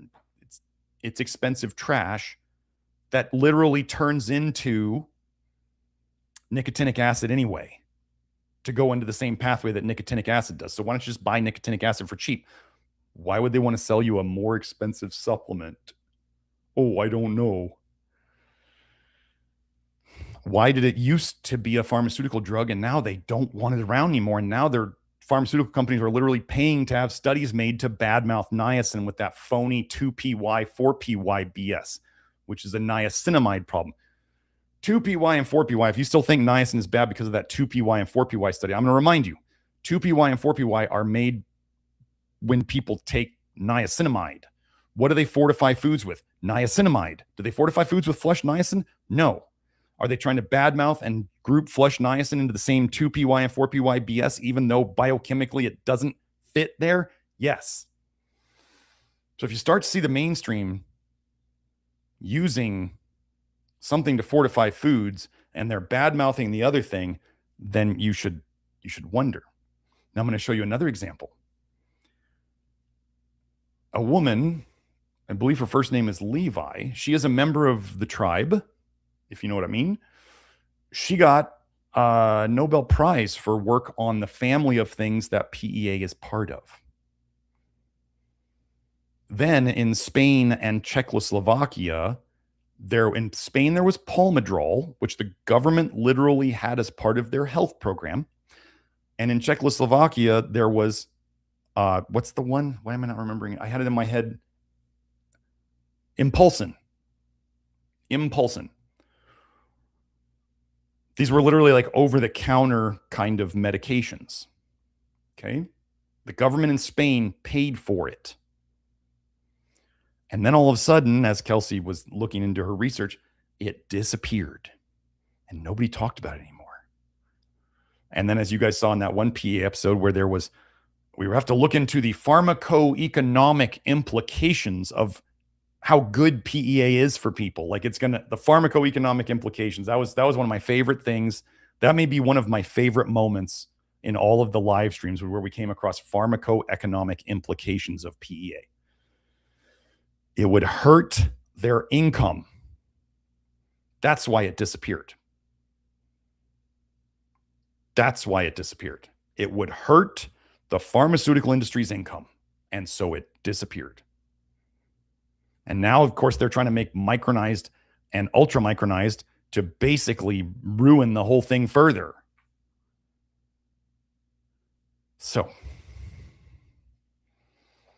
oh, and Kelsey added about the disulfiram. She said it made her feel better in some ways, which is why I kept going. I now know it was because it was slowing her detox majorly. Yeah, I mean, remember, Kelsey doesn't need to remember this. Kelsey knows this. Your body puts poisons, toxins, toxic metals into your tissues on purpose to protect you. It would be just like, let's say somebody has too much stuff in their house and they start putting all the stuff that they don't use, that they don't want, but they're not getting rid of. They put it all into a bedroom. They have like an extra bedroom and they start shoving it in there. But they keep accumulating stuff because they're not good at throwing stuff away. They're not good at detoxing their house. So they keep accumulating stuff. Like, think of a hoarder, right? They start put down the hallway. They've got stuff on both sides of the hallway that you got to walk between, right? They start putting it, they get stuff in the bathroom, but they always have to keep the paths clear. Because if the path isn't clear, the bloodstream, then you get real problems. You trip on things, you step on things, and you break them. You know, you have lots of problems if you don't keep walkways. Like I've always said, I remember my mom when I was a kid and I was messier. Like even in my room, it was messy. It wasn't filthy. It was just messy. But I always made sure I had a path to my bed. I didn't want to hurt myself in the middle of the night, right? I always make sure that my pathway to the bathroom, when it's going to be dark, is always clear so I don't hurt myself. So think of the body as that way. Your body will shove everything out of the way until it can't anymore. And that's when the problems really start. Like you may still be having problems when you have to navigate your house through all the junk, right? It's still causing you to go slower. Oh, is that like fatigue? Because you got to dodge more stuff and you got to be more careful. But then let's extend this analogy, right? Let's say somebody's filling up their house. They're running out of space. They're like, I literally have to get stuff out of my house. Okay. So what do? They buy storage units. They rent storage units. What might an analogy to storage unit be in the body?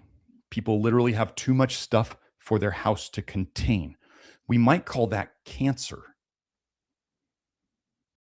Literally extra spaces to hold toxins. People have too much stuff in their houses. They get storage units. People have too many toxins in their body. They make literally extra tissue room for it to store it. It's not the same as normal tissue. Is a storage unit the same as a normal bedroom or a normal house? No, a storage unit is bare bones. It's just space for stuff. Oh, cancer is a rogue tissue that really doesn't do anything. It's kind of stupid tissue. It just keeps growing. Storage unit places will rent you as many storage units as you want, right? They'll just keep giving you more places. So anyway, that's another little analogy. Oh, thank you, Maggie. I can't help but notice how pretty Dr. Smith's blue eyes are. Well, I used to have my whole lighting set up. I used to have two lights, two big ring lights and some lights here. And I didn't have them today. I didn't have time. And I just said, screw it. Let's go. Okay. Joe wants to play the section of did you have it queued up? Okay, Joe, just go ahead. Do it when you want. I'll shut up. Conclusion, the study showed substantial relief of objective and subjective symptoms of atopic eczema. So the skin actually literally looked better to the doctors and however they measured it and how it felt to the patients.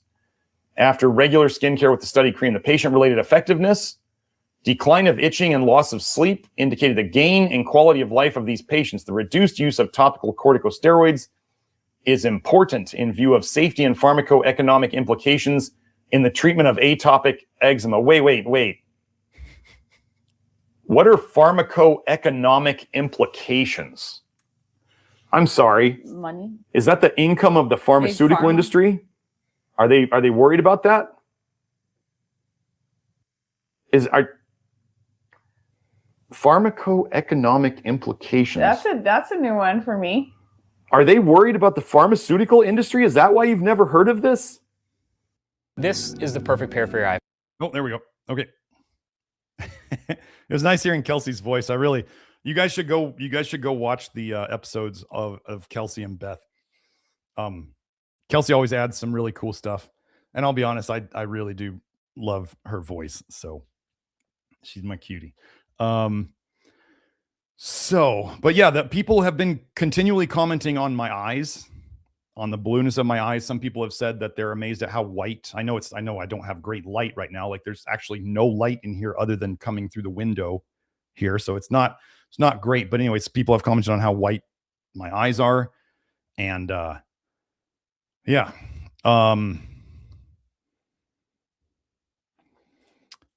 Lynn is saying Doc doesn't think Lyme was created. I don't know. Let me tell you an interesting story from my buddy who used to live in Pennsylvania. He said, crazy thing, whenever the rains come in, everybody's Lyme starts acting up. Do bioweapons not like the rain? Or what he went and finally figured out, somebody told him he had never looked at this in his life in Pennsylvania. They said, go and dig up the leaves where the leaves are really piled up naturally. He's like, go and pick up the leaves. Look at how much mold and fungus is down there. He did. He was like, what?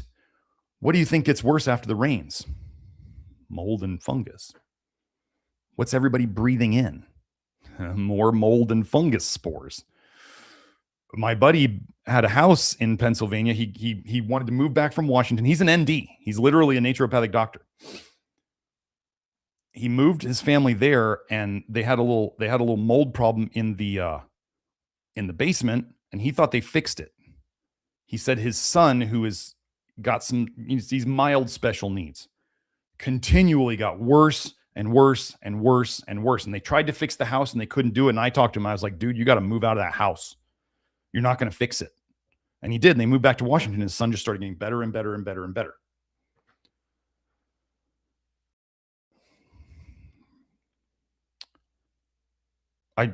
Do I know anything about Lyme as a bioweapon? I want you guys to realize this. I've watched a bunch of my people, a bunch of my classmates from naturopathic medical school. Some of them, I won't say many of them, some of them became Lyme literate doctors. Most of the time I hear from people, they went and they spent $20,000, $40,000, $60,000 on Lyme literate doctors, and they didn't get any better. What are they treating? They put them on these super duper restrictive diets. Now, I'm not going to say that the low nickel diet is not a restrictive diet, but we were helping people who thought they had Lyme get better with just the low vitamin A diet, even though there was plenty of nickel in it, like Kelsey and other people. So I've never studied. This is the key thing about toxicity and nutrient deficiencies, and not necessarily believing what is said on the internet by people who are just repeating other people. Okay, because remember, how do you start the grapevine, right? You start the grapevine. Couldn't a agency start a little grapevine on the internet? And then all the people, all the influencers who make their living spreading fear, go and do it. They'll take it and run with it because then they get views. That's how they make money. So they love fake stories. They don't care if it's real. Right? So how am I helping people fight a supposed bioweapon? if I know nothing about it and I'm not even sure it exists in the way that people talk about it? How do I do that? I mean, I'd love for somebody to explain it. They're like, oh, you must have just fell upon the weakness of the Lyme. No, I don't. I'm not making fun of it. I'm trying to say, like, folks, if you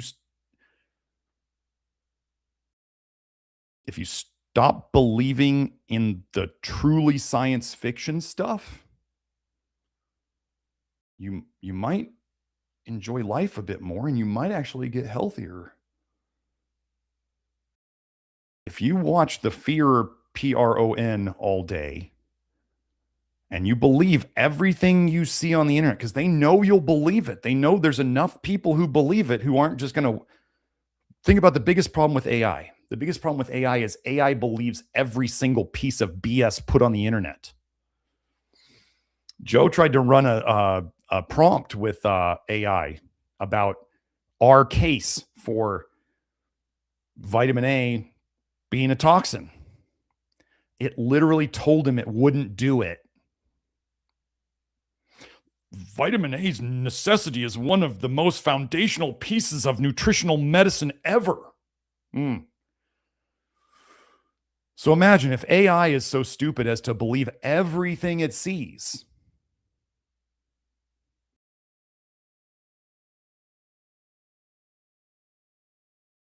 And there's people out there who just doom scroll all day long. And they want to, okay, here's the thing. If we want to believe we're victims, that's fine. We can believe we're victims. Okay. If people want to do that, they can do that.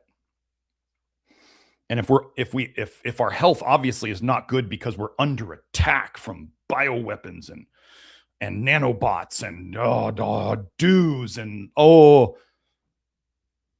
if you want to believe that, that's fine. That's a really scary place to be. Or what if we focus on not putting toxins in our body, helping the toxins to leave, getting like the legit nutrients, which are as a relatively short list, and fixing our mental, emotional, spiritual issues. I talked about a ton about that on the office hours the other day. And Beth was there, and Beth and Dagmar were both like practically high-fiving me in the background. I was like, that makes me feel good. Anyway,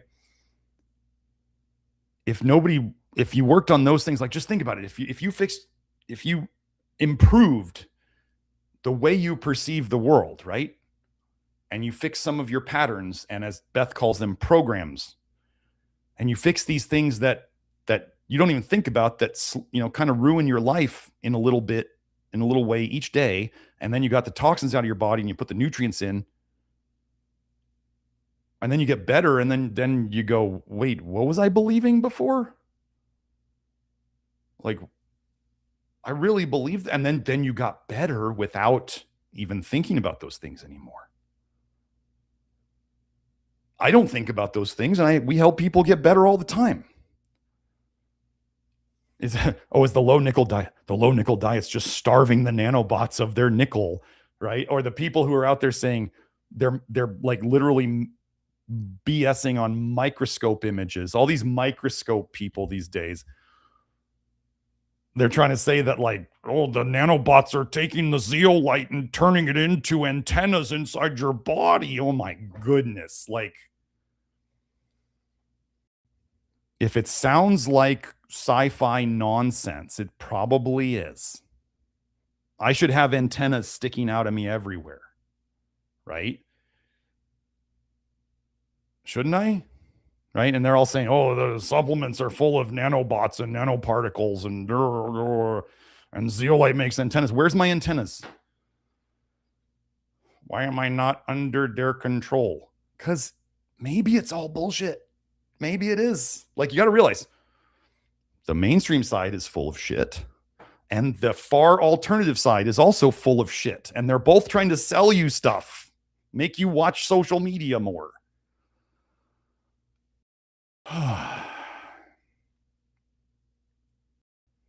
Sometimes, and I used to do this, you want to believe the alternative side because you're like, well, we know the mainstream side, the government, the conventional side, that we know they're bad. We know they're bad. So therefore, everything on this side must be true. No, they fund that side too. They fund the most extreme parts of that side too, because they know that like you're gonna choose a side. They know. It takes a very strong mind to be able to see both of these things and say, maybe both of them are wrong. Maybe both of them are lying to me. Maybe the truth is somewhere in between. It might be here, might be here, but it's probably not way the hell out there. So it's like when people, okay, so let's talk about real quick, gray hair and hair loss. Gray hair and hair loss. What's the part of gray hair and hair loss that nobody wants to touch? Stress. Nobody wants to touch their stress. Just give me a pill. Give me a pill, doc. What pill do I take? What do I rub on my head? People, it's literally, they lose. The stress is causing me to lose my hair. We have expressions about it. Stress turns people gray. And then people at first, they go, what do I take? What do I do? You know, the thing that you can do that reduces your stress every day is to work on your mental, emotional, spiritual health. And the more you're going to, if you're out there and the more you say, I've dealt with all of that, the more effed up yours is.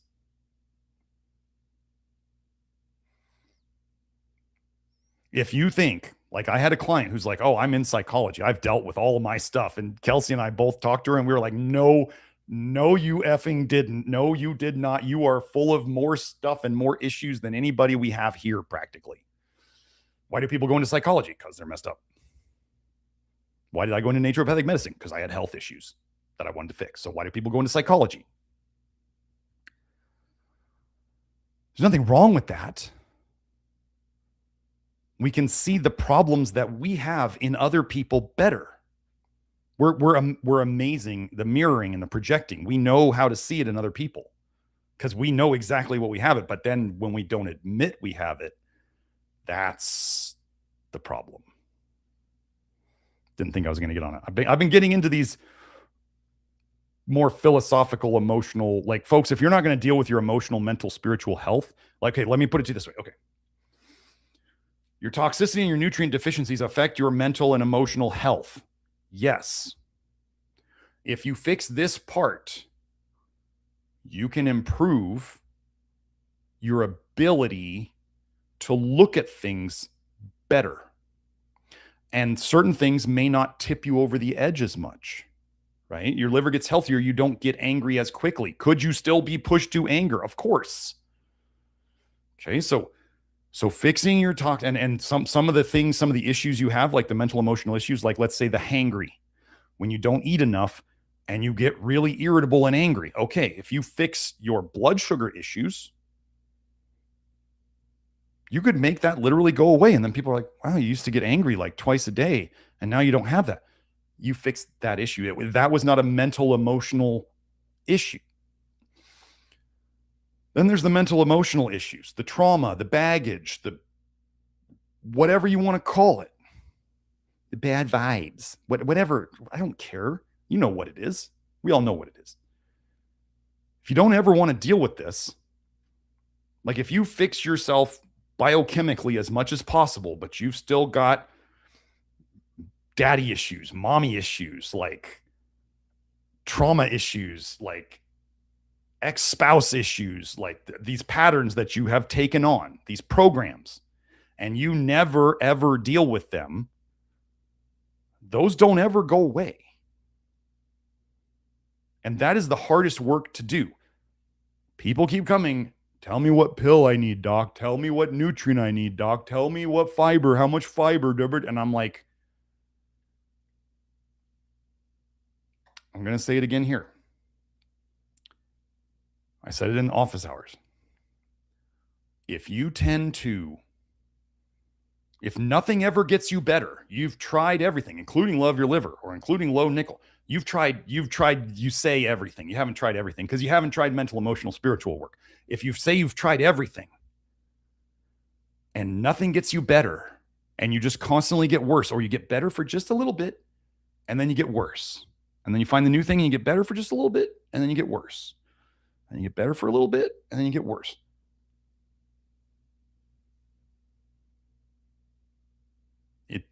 And you haven't been doing the mental, emotional, spiritual work, which is the hardest work. It is the most uncomfortable. But that uncomfort you have to go through to fix it. You have to literally kind of admit, okay, I'm a little broken. Okay. So is everybody else.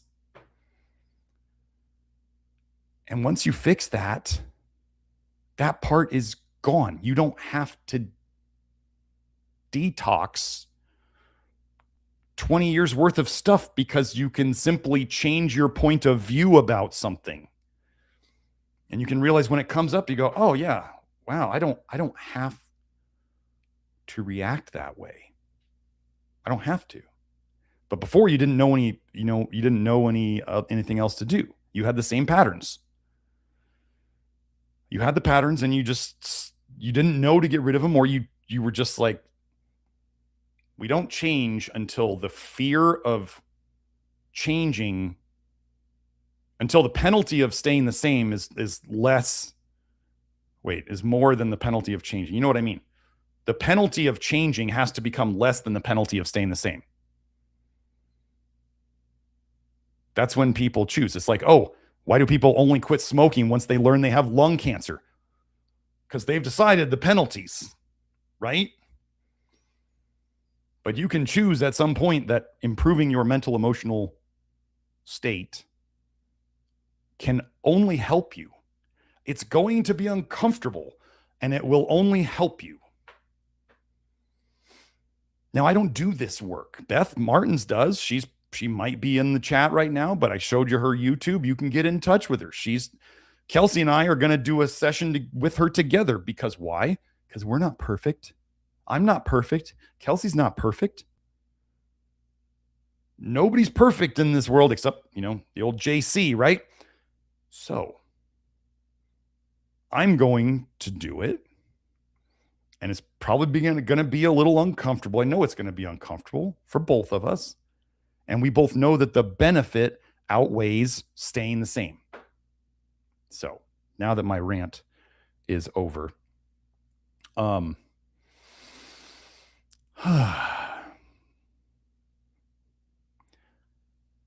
let's see. I was doing binders today. So let's hit on the other binders. Okay, so now I start thinking, I'll go back and review. No, I'm not going to review. Joe, if you can show this. Old charcoal. Let's talk about charcoal. Okay. I like hardwood charcoal. I do not like coconut charcoal. Coconut charcoal is everywhere. Hardwood charcoal is hard to find. Does that mean one might be better than the other? Why is coconut charcoal everywhere? Coconut charcoal, we've had people talk about how coconut charcoal, they've gotten some that has smelled bad. Coconut charcoal is made from nasty, old, moldy coconuts, and they don't cook it hot enough to burn off all the toxicity. They kind of slowly smoke it. They don't get it to the temperature that's needed. You can go talk to Topher Grace about this, about what he saw in Costa Rica, where they were making coconut shells, moldy ass coconut shells, into coconut charcoal. They're just trying to make something they can sell. This is the brand of charcoal I've used. You can see I purchased it 3 times. Zen Principle hardwood activated charcoal powder. Okay, from USA trees, not from India, not from China, not from Costa Rica, coconut moldy shells. Okay, now the thing about charcoal, right? It does soak up water. You need more water. It does it really grabs onto bile. It's very, very, very good at grabbing onto bile. It's not as good at grabbing onto nickel. So It does grab onto some nickel, but it's not great at nickel. It grabs onto other toxic metals. It grabs onto organic toxins. Charcoal is like the jack of all trades. Charcoal helps all over the place. Charcoal is just generally good. Do I still take charcoal in my detox sludge daily? Yes. I use a tablespoon a day when I use it. Most people can't take that much. It would constipate them too much. Okay. There are very few people. So here's the thing. Let me review this. ZeoLyte. Most people poop better on ZeoLyte. Some people, ZeoLyte might constipate. Okay. Now let's look at charcoal. Most people, charcoal is a bit constipating for. Some people, and this is even mentioned on the Charcoal Times blog or the charcoalremedies.com, they say some people poop better on charcoal. Okay, so you have to figure out which one you are. And some people who are constipated actually poop better with charcoal. So if you just go, well, I'm constipated, I can't try charcoal, or I have diarrhea, I can't try ZeoLyte. No, try them. You might be one of the atypical types, okay? Charcoal is just, it's so inexpensive. Like this is 2.5 pounds of charcoal for $35. 2.5 pounds of powder. Okay, that's a lot. 341 gram servings in 2.5 pounds. Okay, so that's charcoal's just really basic. Oh, and the other, let me talk about this right now while we're here. Think of, I'm trying to remember what I went over in my office hours and what I've been over here before. Think of the different binders as like different soldiers in an army. Different soldiers are good at different things, right? They have their jobs. They know what their jobs are. They're supposed to do their jobs. They have the right tools for that job. Okay. The more binders you mix together, the better army you have to grab onto poisons.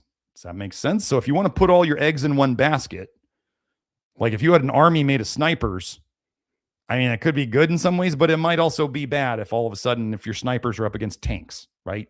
So if you put in the PectaSol and you get some Alginate and you get some Zeolite and you get some charcoal, you've covered a bigger spectrum of what will be absorbed. And then think about this. If you got these different binders in there and one binder comes across a toxic thing, so it grabs onto it, right? You got the other binder over here. And let's say this binder comes across something it likes better. So it switches it out. And then you've got this other binder that might love that toxin. And so it grabs it. So they can be playing like past the hot potato kind of thing. And so they're all grabbing onto the things they grab onto the best that are the most toxic. This is why I talk about, I haven't gone over this in a video yet, but my detox sludge. My detox sludge is a big mix of binders. And then I put in some stuff like niacin. And I literally take my keystone minerals with my detox sludge. So if you want to know, am I worried about binders grabbing onto good nutrients? No. While I'm on that note, let me go over what I think the problem is when you look at the research and you see that supposedly food soluble fiber inhibits zinc absorption. Do I agree with this? Yes and no.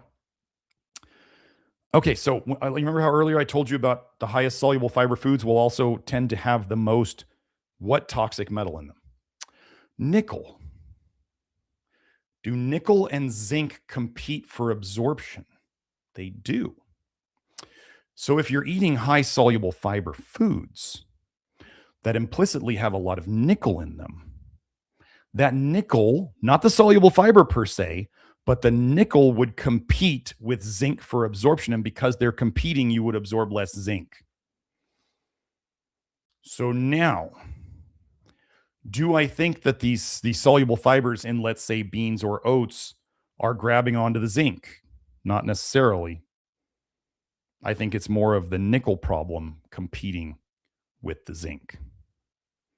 So if you're doing purified fibers, such as alginate, apple pectin, the beta glucans I'm going to go over, if you're doing those, do I think that's going to be a problem? No. Do I still take it with mine? Yeah. And I can tell you, and so could Kelsey, that whether people think that fibers absorb zinc or that PEA, one guy was suggesting that PEA is, he somehow came up with a theory that PEA is anti-testosterone. I mean, we have the evidence in the research of PEA helping grip strength. We have the evidence in the research of PEA helping people's explosive jumping strength. I can tell you that as a 50-year-old man, I have no evidence of low testosterone, if you know what I mean. And my gym lifts keep going up. And I'm shocked in the gym. I mean, there's that old SNL video, Sally O'Malley, where I'm 50. Kelsey's been bringing that up a bunch. We've been talking about that. It's funny. Go look up Sally O'Malley SNL.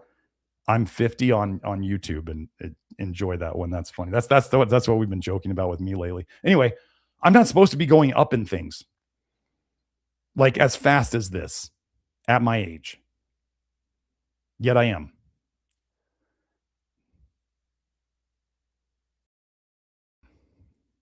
And no, it's not a PED. So anyway, let's go over this now. Nutrim. Nutrim, I've been mentioning this. Nutrim, so pay attention. It says optimized oat bran powder. I have mixed feelings about Nutrim. This is beta-glucan. This is oat beta-glucan. If you want to see all the research on beta-glucan, let's see. Is this the right website? Did I finally enter the right website the first time? Yep, here it is. So beta-glucan. Somebody went and made an entire research library of beta-glucan, and the conditions, they had to organize them by conditions, because beta-glucan has been shown to help all of these conditions, and there's multiple studies on all of them. Well, they kind of cleaned it. Yeah, so they just have the research feed. You can just go down, beta-glucan helping allergies. That's just allergies, right? So you can go through that. The beta-glucan they're usually using in studies is from yeast cell walls. So they grow the yeast. They somehow break down the yeast. They take the beta-glucan that was in the yeast's cell wall. So would that have nickel in it? No. Unless they fed it to the yeast. Do I think that beta-glucan, because it helps so many things, is probably very good at grabbing on a nickel? Yes. So why are oats such a nickel problem? Because beta-glucan's really good at grabbing on a nickel. What if that beta-glucan could be somehow cleaned, like our ZeoLyte or like alginates? Would it then regain its ability to grab on a nickel very strongly? And then would it make sense that it could help all sorts of health problems? I believe so. So anyway, back to Nutrim. I contacted Nutrim, Sir Nutrition, S-U-R, twice. I called their phone line, I left a message, and I sent them an email, and they didn't get back to me. And I was kind of pissed. Now, I won't say her last name, but Lily from the LYL contacted them, and they responded to her. I don't know. Did they not respond to me because I'm a doctor? I don't know. But they responded to her, and she asked them, she wanted to know the nickel content. And they sent her a COA that had a generic heavy metal content line. And it said their heavy metal content was below whatever the standard was, whatever the standard for testing was. And then they also tested lead and cadmium and mercury and arsenic. And I was like, so they have a catch-all heavy metals test, and then they have the other 4 heavy metals tested individually. I don't know. And then they said based on the heavy metals test that they passed the nickel test. And I'm like, considering they don't respond to emails well, I'm like, I'm not contacting you again. I'm not wasting my time contacting them. I don't know that I haven't seen a nickel line item yet. Could this have nickel in it? Sure. I've taken it. I feel pretty good on it. I like it. I don't think it has nickel. I'm pretty good at intuitively going away from things that have nickel, especially since I poisoned myself with like psyllium in the past. Like my body knows the nickel poisons now. So Nutrim may be good. We just don't have a specific nickel test on it. Now there is another option for beta glucan should you choose to do it. Cerabeta is beta glucan from barley. They sent me the nickel results on this. It is a low nickel food. Okay, so Cerabeta tested, they actually literally tested nickel. They sent me the results. Cerabeta is low in nickel. So if you want to do beta glucan that is not from yeast and you want to do it from a whole food derived, then Cerabeta is an option. So these are two soluble fiber options. If you wanted to do apple pectin, oh, I forgot to tell you, let's go, where was Cape Crystal? If you want to do apple pectin as a powder, Cape Crystal has apple pectin, low methoxyl pectin right there. So they have a powder if you want to get straight up. They call it fruit pectin. I guess you might want to ask if it's apple pectin or citrus pectin. I haven't asked because I'm just doing the MCP now. But anyway, you could get three things if you wanted from Cape Crystal. You could get apple pectin, you could get sodium alginate, you could get potassium alginate. I'm going to tell you this. If you are one of the people out there, one of the things about apple pectin is what's called a fast fermenting fiber, which means it ferments in the higher parts of your gut, which means it tends to make more gas, which means it would tend to lead towards potentially more burping, more gas, more farting. Okay. So if you've had issues with bloating or burping or farting with apple pectin, that's an issue with it. If you wanted to get something like apple pectin that is a slow fermenting fiber, that would be sun fiber. So let's go over that now. Where was it? Did I have sun fiber open? There it is. So sun fiber. Sun fiber it's organic. This is ours. You look for sun fiber out there, you'll have a very hard time finding organic sun fiber elsewhere. Sun fiber is guar gum that has been partially hydrolyzed. That means it's been chopped up. Kind of like the alginate in the PectaClear and kind of like modified citrus pectin. They're just chopping up the fibers a bit. This sun fiber mainly feeds your gut bacteria, feeds the lactobacillus, feeds the bifido. Okay. It doesn't gel. So you could mix sun fiber with alginates and it would help to spread it out, to dilute it so it doesn't clump as much. You'd probably need more than just sun fiber there though. So sun fiber is not really a binder. It fits into the soluble fiber category, but it's not a binder. Do I feel better when I take it? Yes. Does it have research on it showing it helps with constipation? Yes. Does it have research on it showing it helps with diarrhea? Yes. Does it have research showing it feeds all the good bacteria in your gut? Yes. Does it have research showing it feeds bad bacteria? No. That's why you got to be careful with like inulin. When people try to talk bad about soluble fiber by quoting inulin studies, inulin feeds bad bacteria. Don't use inulin. Don't eat Jerusalem artichokes. Don't do the inulin thing. So, did we cover? I think we covered most of it.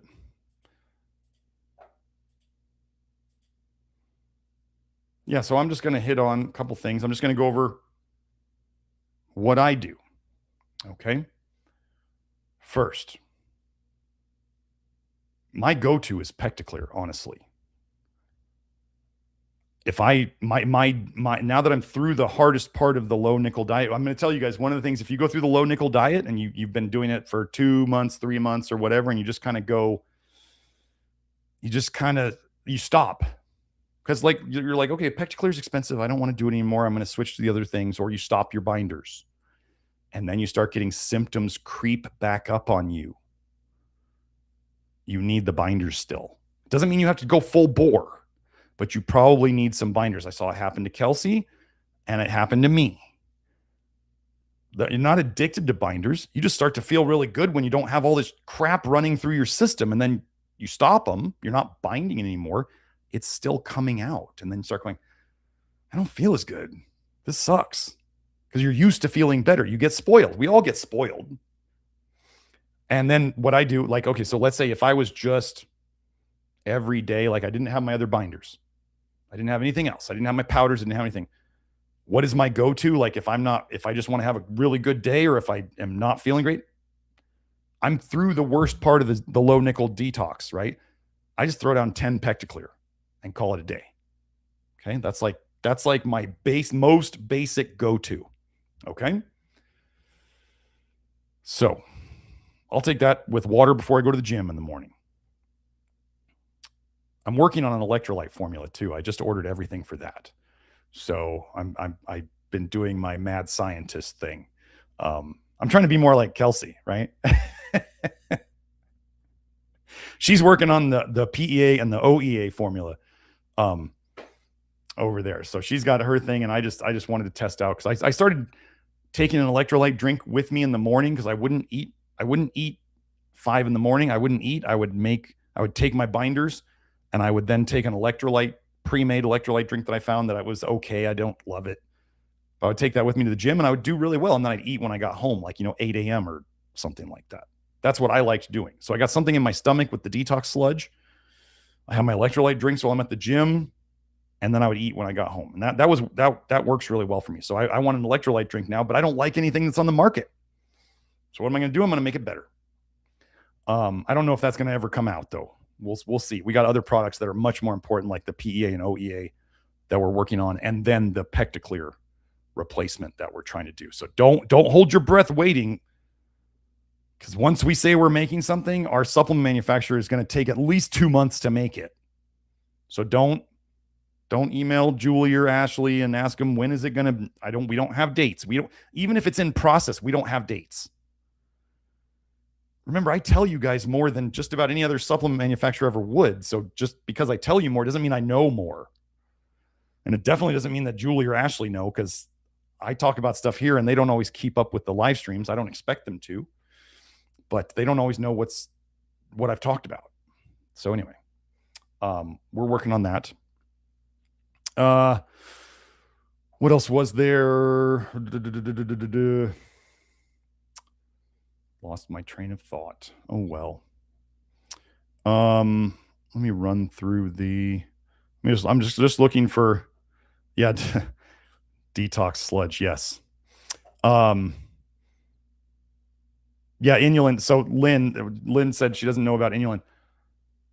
There's a study out there that says, in the title of it's like, soluble fiber increases intestinal cancer, blah, blah, blah, blah. And people were sending me that paper, and they're like, you're telling people to take more soluble fiber? And I was like, I look at the paper, and they made, this is how they're trying to badmouth things. Like, remember, the devil is the best liar there is. And so if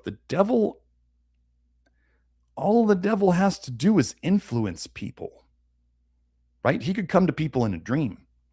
He could come to people in daydreams. He could come to people as an inspirational thought. Hey, let's go study inulin and call it soluble fiber. Because is it a soluble fiber? Yes. But what they studied in that study was inulin. And that's it. And then they tried to say soluble fiber does it. Wait, let's compare crude oil to gasoline and say they're the same thing. I mean, it's the stupidest thing. But that's what they do. So, Boosh asks, could dry mouth be a symptom of detox from the Pecta supplements? Yeah, I talked about that. You may not have been here for that, but I was talking about how any binder soaks up a ton of water. That's how they work. They have to have water in them so they can grab the toxic stuff back and forth, that the water transports. Just like, as an example, would be like when women wear underwire bras, and that there's stainless steel in that wire. And then so if the bra stayed completely dry, would they absorb nickel from it? No. But what do they get? They get underboob sweat. The sweat transmits, it leaches the salt, and the water leach the nickel, and then the nickel goes through the water to be absorbed. So the water is a critical thing of moving toxic metals around. Like, you have to have it. You can't move. Toxic metals don't move through dry things. There has to be water. So all the binders are going to need a lot of water. So you could get a dry mouth from the water. And Boosh, if you didn't see it earlier, go back and watch the start of it, because they're the Lionsgate thing, and tons of people are having really dry mouths right now. Whether it's from fire smoke, whether it's from space weather, we don't know. It's happening to people. So if it's a sudden dry mouth, that you're like, if you were doing the same amount of binders and the same amount of water, and you were sweating about the same amount, and in like the last week, all of a sudden you've been getting a very, very dry mouth, that's whatever's going on right now. That's not a lack of water. But if you added binders, the PectaSol, PectaClear, and you added those, and you're not getting enough, and you go, yeah, maybe I'm not getting enough water. Like, I literally, so when I make my detox sludge in the morning, which has all sorts of binders in it, pint glass of just sludge, right? I mean, I don't mind calling it that. Some people are like, oh, how can you call it that? I'm like, what am I going to call it? One of the things I think I'm very good about being is realistic about things. Like, I'm not overly optimistic, but I'm also not overly pessimistic. I'm very realistic. It's literally like, what else would I call it? It's a sludge. It's got tons of binders and soluble fiber in it. It's going to be thick, and it looks funky because if you put charcoal in it, it's black. If you put zeolite in it with no charcoal, it's that gray, light gray, light gray, greenish color. It's sludge. So I have fun with it that way. Then also, it's kind of like with kids when I'm going to drink my sludge, and they're like, ew, and you can kind of mess with them because they're sensitive about that stuff. It's kind of fun. So anyway, but yeah, dry mouth could be a symptom, and the dry mouth is not a symptom of a bad thing. It's probably just either like we're talking about with whatever's going on. It's toxins stirred up in your system. Could be wildfire smoke. Could be lack of water if you're taking enough binders. So it could be any of those. Okay. Aw, Kelsey gave me a heart. Thanks, babe.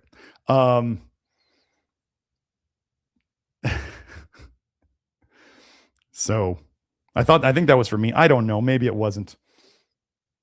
I'll take it. Have I looked at this brand of beta glucan? No, I haven't. If it's from yeast, I'm not really interested. Let's see. Lynn asked, just wondering if I should. I'm guessing that's some misspelling there. With an old crown, I'm sure it's a metal factory. I'll put it this way. The biological, if you haven't seen the Dr. Julian Camastra episode here, I don't remember what it is, what number it is, but I would watch it.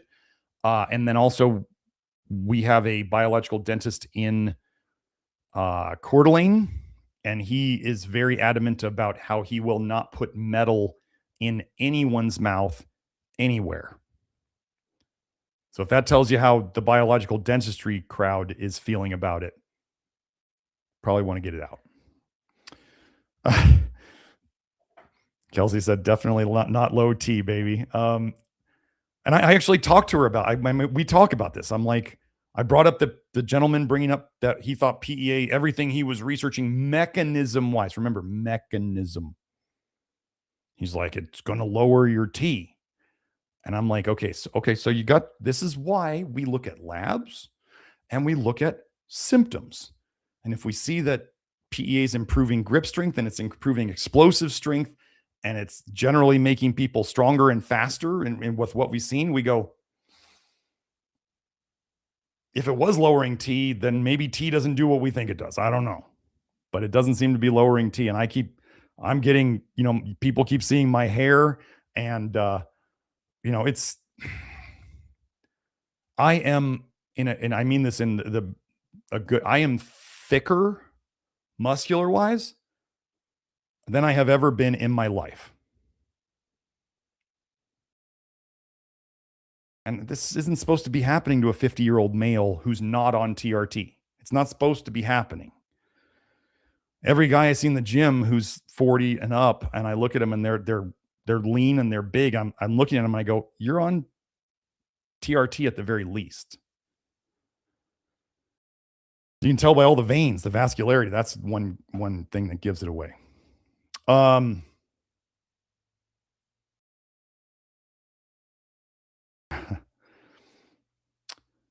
Is Star Wars Botanicals good, Doc? I have this one as hardwood. If it's hardwood charcoal, I'm pretty much okay with it. Simple. That's why the other charcoal that you can get that's okay is bamboo. The Takasumi, I think it is. I'm okay with bamboo. I'm okay with hardwood. The charcoal, it's like, you remember there was the soy fad where everything was being made from soy. And then we learned, how bad soy is for us. And then there was the coconut fad where everything's made from coconut. That should ring alarm bells. When you see everything being pushed out everywhere.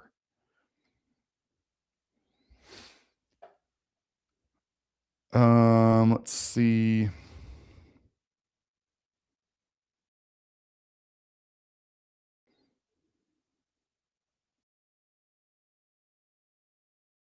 Anyway, okay. If anybody, here's what I want to hit on before I go. If you were here for the whole binders discussion, for those of you who were here for the whole binders discussion, and you have other questions on the binders that I've talked about. The one thing I missed. Calcium EDTA, DMSA, not DMSO. DMSO is just sulfur, poison, trash. Don't take it. If you feel better on it, that's going to go away. And you're going to become completely addicted to it, which is how we know it's a duration paradox thing. Like DMSO, the sulfur dimethyl sulfoxide, people who say it fixes something, if they get off of it, their problem comes back. Did it fix anything? No. And they probably need to elevate their doses over time. That's duration paradox. That's not fixing anything. So PEA, I actually just recently lowered my dose. Imagine that. Wow. Maybe we're fixing things. So, as I'm getting all these great results, right? And then I go, I feel like I should lower it. It's just a gut feeling that I had. I'm at 1,800 milligrams a day. Okay, Joe, you can highlight that one. If you want, actually, you know what? I want to show you guys this. This is a huge asshole. Nice name. I feel like those Peloton instructors? Huge asshole. Anyway, what website would you suggest to buy PEA powder in bulk? Okay, so I'm gonna show you guys this because this was a moment of, I'll be honest, I felt like I had accomplished something in a good way. Let me go show you. Oh wait, I need that. Hold on, I need to find the link. Joe, can you find the Pure Bulk affiliate link for me and send it to me on Telegram? Let me go find some things so you guys can have the right. If you wanted to help us out with the affiliate link, but there's a reason why it might not work right now. Okay, let me go. Okay, Joe sent it to me. Hold on. Let me get that link.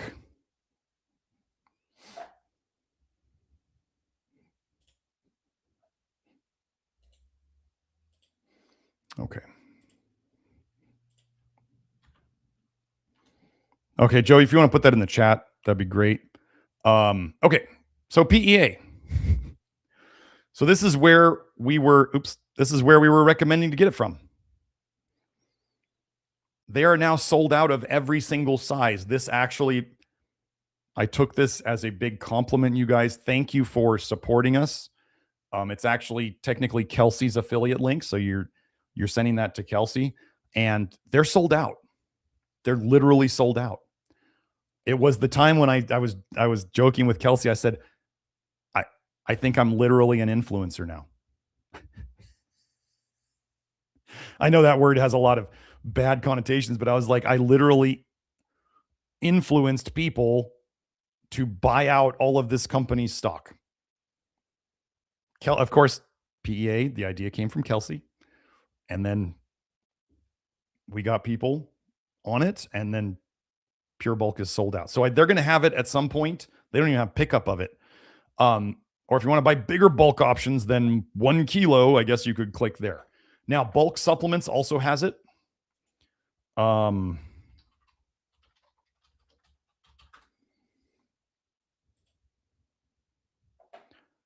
So I've used both of them. Oh, wait. Palmitoyl ethanolamine. There it is. So they still have it. Bulk supplements is being really weird about their affiliate program. Like they have an affiliate program and they approve like 99.6% of people, but they haven't approved Kelsey or I's affiliate for months and months. So I don't think they're approving new affiliates. They didn't reject us. They just, oh, look at all this. No, here it is. Hey, they're sold out of the half a kilo and the 25 kilos and the 100 grams. So they're selling out too. So get it quick. But yeah, so this I'm an influencer. And I'm having our formulator work on two new variations of lotions. We're always going to keep that good old magnesium lotion, but I'm having them work on 2 new variations of lotions that would both have PEA in it. And we're doing other stuff with, we're experimenting with the zinc niacin salve too. So we got all sorts of cool stuff going on. Yeah. Yeah, Kelsey has lots of formulating stuff to also work on. So we have Kelsey work on it first when it's within her wheelhouse of getting the materials, and then we have our cosmetic formulator guy work on it when it's a bit more complicated and we need a lot more stuff, and we're starting with a product that we don't really have a good knowledge of where to start. Like he knows our cosmetic formulator one. He knew where to start with the magnesium lotion base. That would have been really hard to figure out on our own. So I had him do it, and then we just tweaked it from there. And then Kelsey made her zinc niacin salve, which we're now working on making even better. And then we got the other guy working on the lotion. Now we got the PEA potentially going into some lotion, and other things that this all-in-one lotion that we're working on is going to be crazy, I think, in a good way. Oh yeah. Beth Martens, she's here. She got a kilogram of PEA from bulk subs when she heard it was selling out. And Huge Assel says, awesome. Thanks. You're welcome, Mr. Jassel. Artist Sears says, thank you for all your amazing information. You are welcome. The link for Pure Bulk, or the link for, bulksupplements.com. We don't have an affiliate link. The Pure Bulk one, I think Joe put it in the live chat. And I'm going to make a document. Like I didn't have time to make the document today. This has just been, and I want you to think about this. This is how I think about it. All of us are going to have crappy periods in life, right? I actually consider myself, one of the ways that you can improve your life is to, when you notice things that are lucky or good that happen to you, you focus on them and you think, I'm such a lucky person. I am a lucky person. But you got to pick that when it happens. And if you just take it for granted, you're just like, oh, something good finally happened to me. Well, then you're not going to get more of it because you're not appreciating it when you get it. So when you get something good, wow, I am a lucky person. Like think of it as you are this. And that's why you don't want to say, I am tired. I am anxious. I am depressed. Now you have become that. You have said, I am this. Change it to, I'm feeling tired. I'm feeling anxious. And then you turn it into a temporary state instead of becoming it. And if I say, I am lucky, I am blessed, then you can become, that's what you become, positive things. You are positive things. You feel negative things, right? So if that helps, but I something happened to me at the gym. Oh, I lost my heart rate monitor watch. You can see my tan line, right? My heart rate monitor watch literally fell out of the silicone watch band.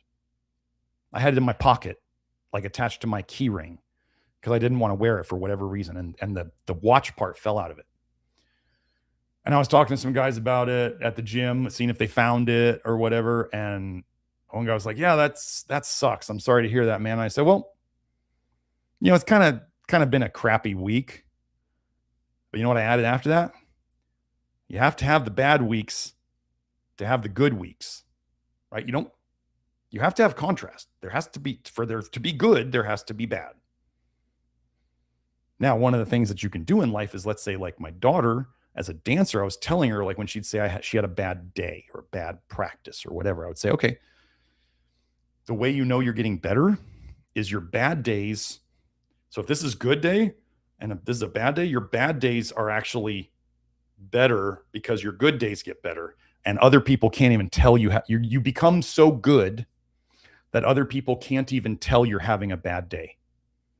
I like to think that sometimes on this live stream, I'm kind of like that, where I just do it. And I literally think about this sometimes when I'm not feeling great. I'm going to come on the live stream and I'm going, I want to tell people like, oh, I really slept crappy last night, or, oh, I've been having a bad day, or, oh, and then I think, just don't say it. Like, don't become that, and don't tell people, because as my dad taught me, he's like, most of the time, if you don't tell people things, or if you don't act like, if something happened to you and you don't pay attention to it and bring attention to it, he's like, most of the time people never notice anything. They never notice that anything was wrong. They never notice that you're off. Or if they do, they suspect it, but they don't have a strong enough indication that they think it, or that they say anything about it. And I was like, okay, yeah. I'm telling you guys this right now because the Lionsgate thing, I think, is affecting. Hold on one second. Edis. Hey. That's my buddy. Sorry, my buddy was leaving. He just came and trained my mom.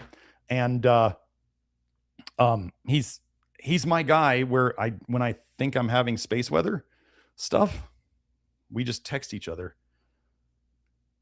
And he'll text me. He's like, dude, you feeling it right now? And I'll be like, yeah. And then sometimes I'll send him stuff. And we tend to both have our sleep. Both had crappy sleep for the 3 nights before that. And then last night, he's like, he texted me this morning. He's like, how'd you sleep, buddy? And I was like, better. And he's like, me too. And I was like, it's nice to, if you have somebody who is on your wavelength about space weather or that kind of stuff, it's nice to have them there, because then you can bounce it off of them. And if you're having space weather or other weird stuff, you don't know what it is, they can confirm it to you. So you don't have to feel alone or like you're, losing it. And then if they're constantly getting worse, or if you're constantly getting worse or better, then you might say, maybe it's not space weather. Maybe it's, what are you doing? Maybe it's something else. So you can kind of use that. I use it. I use all the tools at my disposal. And he's helped me and I've helped him. He told me about the Lionsgate thing. So Val Zim said 3 years, 8 months on Love Your Liver and still learning stuff in these live streams. Well, good. I'm glad. That's what we're here for. Let's see. Let me go. Kelsey was giving some advice on flush niacin. Joe was busy yesterday. He was working hard yesterday. He said, Joe, you don't have boobs. He said, I noticed I had under boob sweat yesterday on my shirt. I'm a man. First time I ever noticed it. In my gym now, I'm literally, okay, so I'm in there doing Judd Leanhard stuff. If you don't know who Judd Leanhard, go to his Instagram. Yes, he's on testosterone. I'm not going to deny that. And yes, he's got some skin issues. I'm not in charge of his health. Okay. I love his program. The dude is brilliant with what he does. I would love to hear him teach how he does his arrangement of exercises. I don't think he ever will, but he does crazy stuff that nobody else does. Like, I was doing a leg focused workout and he had you do some upper body first. So he always does whole body, but he'd have you do a bit of upper body first before the legs. Nobody else does that. And I just keep getting bigger and stronger doing it. So I'm just going, he's right on something. But anyway, so I'm doing Judd's workout, which often his weight days will take me 2 hours. It's a lot of volume. It's more volume than I've ever done in my life. And I will walk around the gym in between each set. Like I just decide on how many loops I do as to how much rest I need. So I'm in there. It's Tucson. You know, it's a gym, so he's not gonna keep it freezing cold, but I am sweating just like I get two sweat marks here first, and then I'll get the ones lower on my body as I go. And I would never call it under boob sweat, Joe. Unless I was with somebody and I was joking. But yeah, you don't have boobs. Anyway.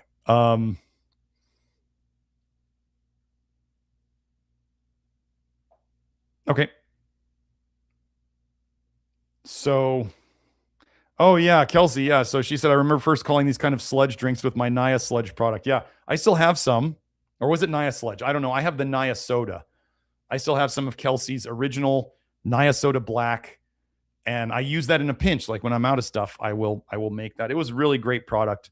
And she was making that stuff for our people. And I always will really appreciate that she did that. And then at some point when we started getting together and working together, I was like, I don't want you to make that stuff anymore. Cause she was getting a cough from breathing in the charcoal.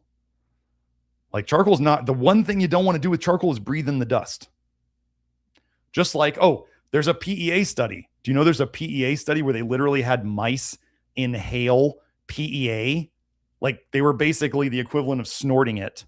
And then they were like, PEA worsens asthma. And it's like, you effing, what are you doing? Why are you having them breathe PEA? What is the point? Unless you're trying to make it look bad. So I don't know. Does anybody know if the R word is off limits? Am I going to get in trouble for the R word? And I'm serious on that. If you think I'm going to get in trouble on YouTube for the R word, let me know because I'll have to take it down and edit it.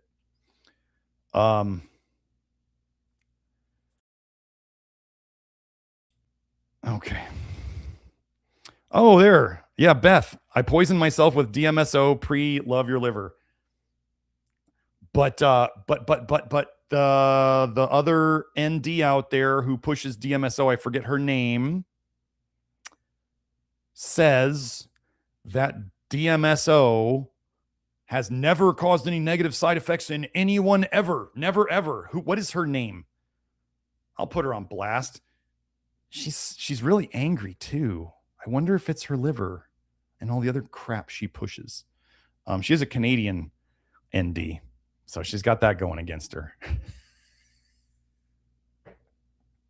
Beth's Canadian. I love Beth, but yeah.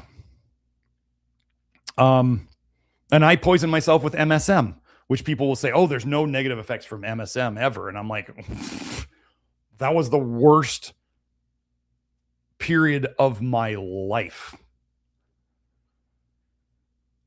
So, let's see. Kathleen was asking, does 2 scoops of PectaSol plus 1 scoop of Alginate equal 6 caps of PectaClear? Okay. If we're saying that Alginate powder is the same as what's in PectaClear, I'm trying to do the math live in my head, right? Okay.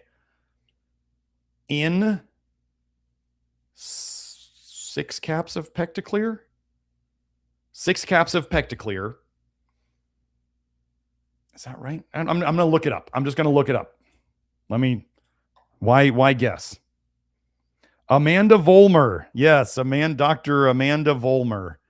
She is nasty. And she really thinks like she probably thinks that I'm like he's some government agent coming after me. Oh my gosh. Yeah, I'm a government agent. Okay, dokie. She's not a nice person. Must be all the DMSO. Okay. So, why did that shrink? Why is it not? Okay. Here we go. Hope you guys can see this. So in 3 capsules of PectaClear, there is 1.5 grams of MCP, PectaSol, and there is 750 milligrams of Alginate, modified alginate complex. So if we say 1-to-1 alginate, let's go to the PectaSol powder then. PectaSol powder. A scoop, 5 grams, has 5 grams of MCP, right? So 5 grams of MCP. We're going to go back to the PectaClear. I'm going to move this right next to it so I can just flip back and forth. This is PectaClear.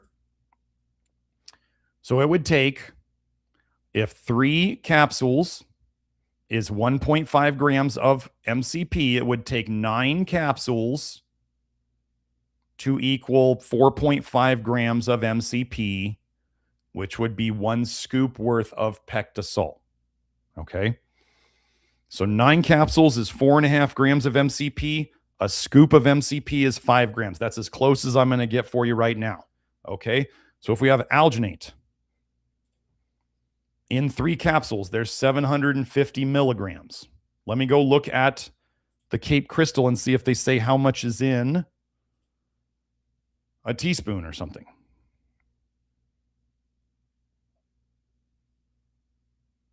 Let's look at the back. Where's the back? Oh my gosh. Okay, I'm going to do a quick search. Let's do how many grams in a teaspoon of sodium alginate. Okay. 2.3 to 2.5 grams. Okay, Modernist Pantry listed at 2.3 grams. Cape Crystal listed as 2.5 grams per teaspoon. Let's go with 2.5 because it's easier. Okay. So 2.5 grams per teaspoon. Oh, sorry, I'm not showing it. It's right here. Sorry, I just did this search. How many grams in a teaspoon of sodium alginate? Some sources estimated as high as 3 grams or 10 grams per 2 teaspoons, 5 grams per teaspoon. But the 2.3 to 2.5 gram range is the most common standard for precise dosing and spherification and gelling. Okay, so let's go by.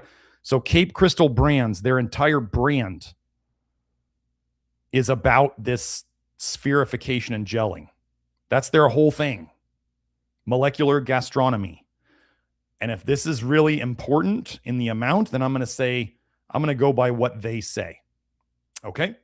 So 2.5 grams per teaspoon. So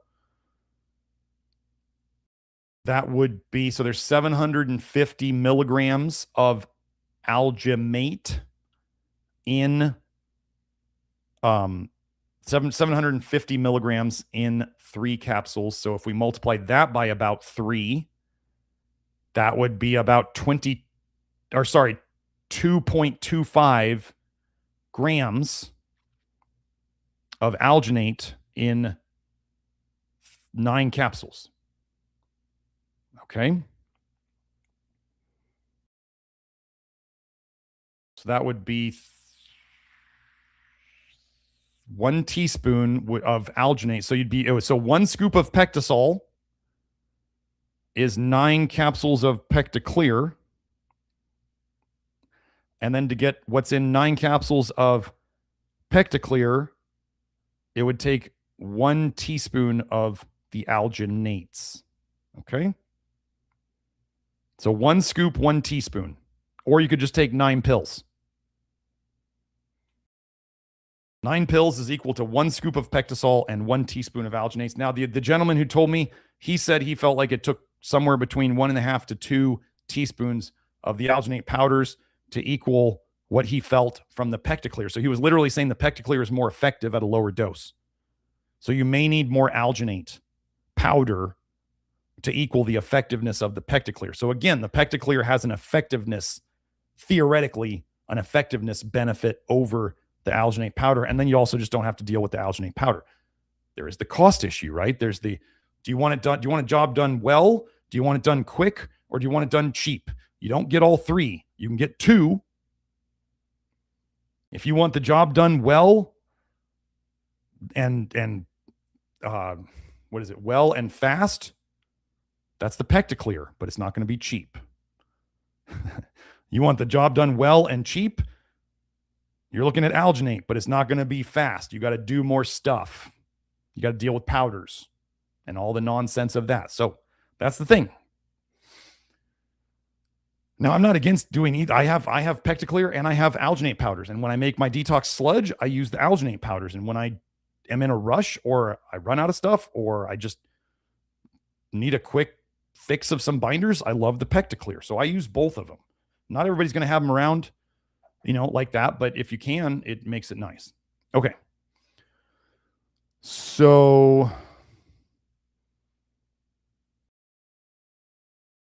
let me see. I think I'm about done. I don't want to keep Joe too long. Let me just see. Did I get to that? Did I answer that super chat well enough? Yes, I did. Yes. Okay.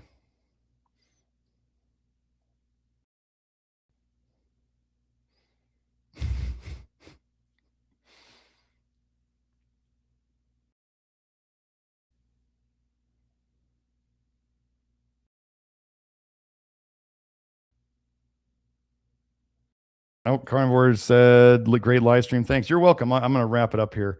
Matthew, you're saying no R word does, here, let me see. Let me do this. Let me just do this real quick. Does YouTube have any issues with the herd? I'm not going to say it. Oh, no. Oh, dang it. Dang it. I used a bad word. Dang it. There's that guy on Instagram. He's pretty funny. Did I get psyoped? I think I got psyoped. Dang it. Some of you will know who I'm talking about. Oh, okay, Joe. Thanks for marking the time. Dang it. Got to take it down. Well, oh well. Amandha. That's how she spells her name. Amandha. Would DMSO as a gel to help heal a broken bone be okay? Short-term use. I don't know.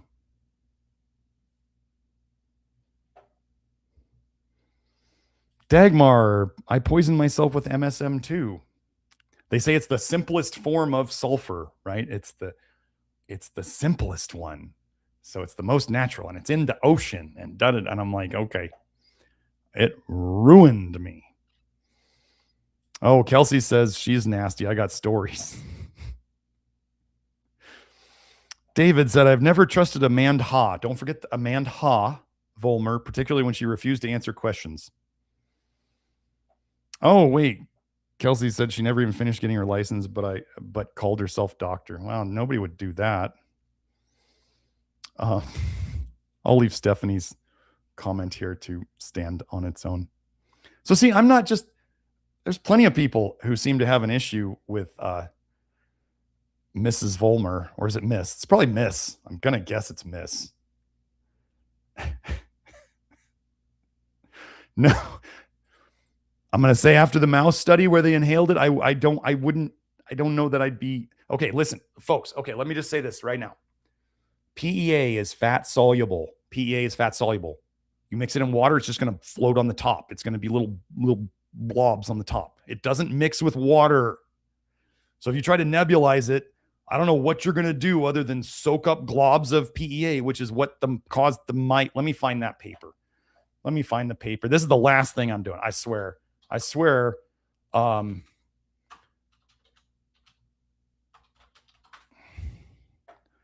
serious now. Let me see if I can find it. Did I share this? Oh, did I mess up my sharing? I messed up my sharing. Sorry, Joe. I'm getting it now. No, I did the wrong button. Oops. Share.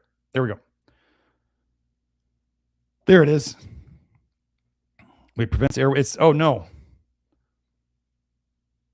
Okay, okay, before I find the paper, right? So they gave PEA supplementation during sensitization prevents airway allergic symptoms in the mouth. So it would help with asthma and allergy sensitization, but when they had them inhale it, let me see if I can find it. I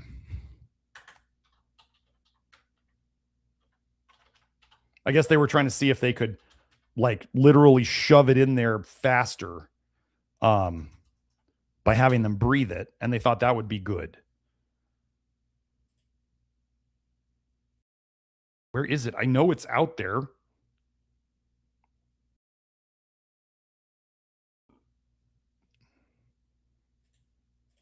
Is this it? Kelsey, can you help me find that one?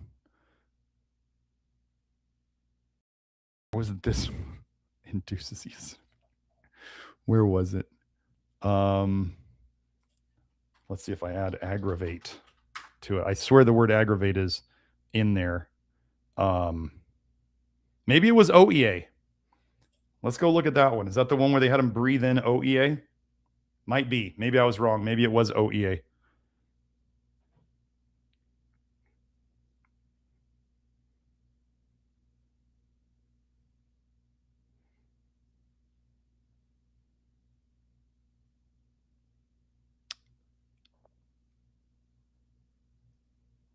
OEA treatment. What are they doing? Did they breathe it in? That's what I want to find out. Where's the methods? Cell line and culture. Okay. Cells. The mice were intranasally treated for 4 days. They snorted it. They made them snort it. And then they're going to be like, oh, it's bad. It's so bad. Oh, and then they were intranasally challenged. Okay.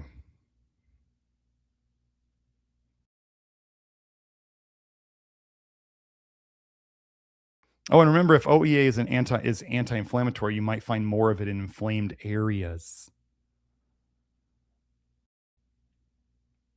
Yeah, OEA increases pro-inflammatory cytokines in cell studies. Oh, what do we call the duration paradox? Anyway, OEA is good stuff. Oh my gosh. Actually, why don't I do that right now? Just because this study made me irritated because they're having mice literally snort it to try to make it look bad. Let me go and do this. I did this on, I think, the inner circle the other day, and I feel like doing it right now. And we're gonna wrap it up after this. We're gonna do oleoethanolamide, and I want to tell you, it's even harder to find OEA than it is to find PEA. Oh, this, wait. Why is it not? Oh, I spelled it wrong. Oleoil.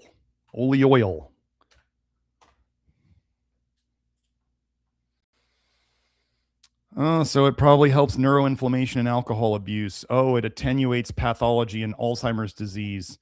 Oh, it helps manage obesity. Oh, it helps modulate or helps manage eating behavior. Oh, it makes high cholesterol, high triglyceride mediated vascular calcification better. Oh, it helps your gut microbiome. Oh, it reduces cardiometabolic disruption secondary to obesity induced by high fat. Oh, I'm not sharing it. Sorry. Here we go. Joe's sending me all the things saying, show your screen. Show your screen. So here we go. Oh, Joe, how many times did you send it? There it is. So look here. 12 what? 12 what, Joe? You sent it 12 times? So here, we're going to run through it. I'll say it again. OEA and neuroinflammation and alcohol abuse. They probably don't talk about it there unless it actually helps it, right? It reduces pathology in a mouse model of Alzheimer's. It helps in the management of obesity. It modulates eating behavior. It alleviates high cholesterol, high triglyceride mediated vascular calcification. That would be called atherosclerosis. gut microbiota and the regulation of intestinal homeostasis. It reduces or mitigates cardiometabolic disruption secondary to obesity induced by a high-fat diet in mice. Supplementation on cardiometabolic health. It must have helped or they wouldn't have reviewed it as an endogenous glycan. Well, we're going to skip that one. A fat ally in the fight against obesity. It alleviates toxin-induced heart problems. It reduces risk factors for non-alcoholic fatty liver disease. It see, this is the one where they had them snort it. Oh, we had them snort it and it made it look bad. Neuroprotective, protects your brain after ischemic stroke. Okay. Reduces Alzheimer's disease, attenuates the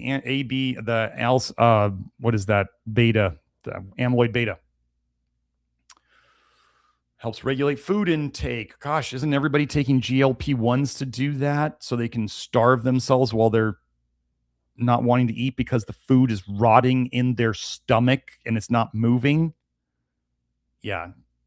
Now, if you haven't seen my GLP-1 episode, you should. Oh, wait. OEA makes better toxin-induced colitis in rats. Oh, wait, this gut bacteria that makes OEA, it probably converts it from anandamide and PEA, improves metabolic and behavioral disorders by restoring intestinal permeability and the microbiome gut-brain axis in high-fat diet-induced obese male mice. So you mean it fixes leaky gut and it fixes the microbiome? Gosh, what does everybody talk about these days? Why aren't they selling this more? It alleviates liver ischemia reperfusion injury. It reduces that. And cell death. Attenuates or reduces cocaine primed reinstatement and alters dopaminergic gene expression in the striatum. Wow, so wait, didn't we have papers on PEA helping with cocaine and PEA helping with alcohol? And now we have papers on OEA helping with alcohol and OEA helping with cocaine.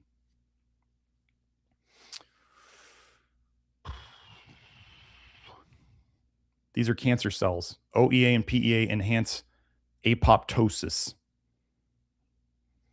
Anti-obesity effects. Stabilizes atherosclerotic plaque, so you would have less of a chance of getting a heart attack or a stroke. Management and prevention of obesity. Let's just do one more.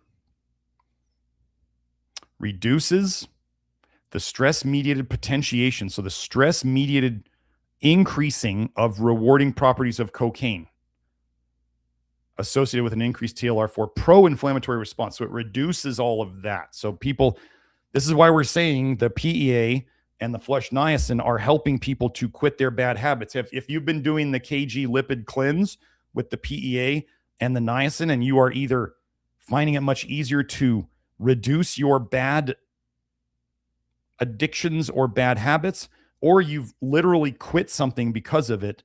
Like my brother was telling me, my brother's doing it. He's literally getting, if you want to call it the ick, from Instagram now. He used to be on it all day. And he says he's literally unsubscribing from people left and right. And he's using it a ton less. And he's not trying to. He just, all of a sudden, his brain went, I don't like this anymore. It's not duration paradox. Why would they not like that? Why would they dislike something that made you better able to quit your dopamine addiction habits? Would that cause techno-economic implications? Would that cause drug industrial complex complications, like drug industrial economic implications, right? Why does nobody talk about PEA and OEA? Because it helps people stop their bad habits. They love you to have bad habits because bad habits bring them all their money. It restores alcohol-induced inhibition of neuronal proliferation and Oh, wait, so you mean it fixes the alcohol-induced brain damage problems? It reduces acute to chronic kidney injury. Oh, it helps the lymphoblasts grow better. Oh, it helps reduce the vascular calcification in diabetes.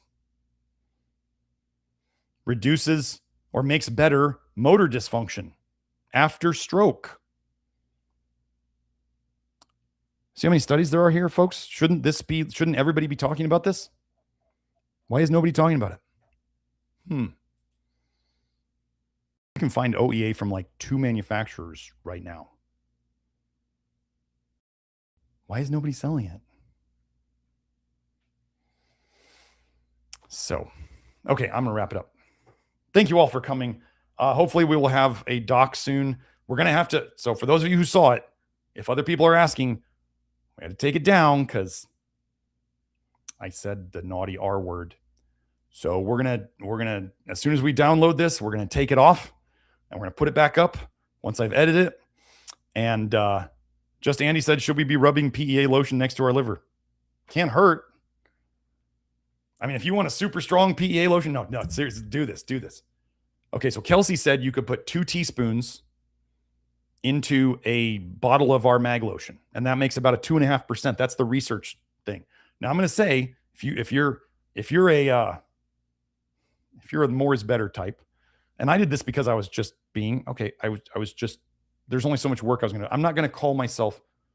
Okay, I'll say this. I was feeling lazy, so I put 3 pumps of mag lotion in my hand, and I opened up 1 capsule of PEA in it. So 600 milligrams of PEA in 3 pumps of mag lotion. I'm not saying this is a magic ratio. This is just what I did.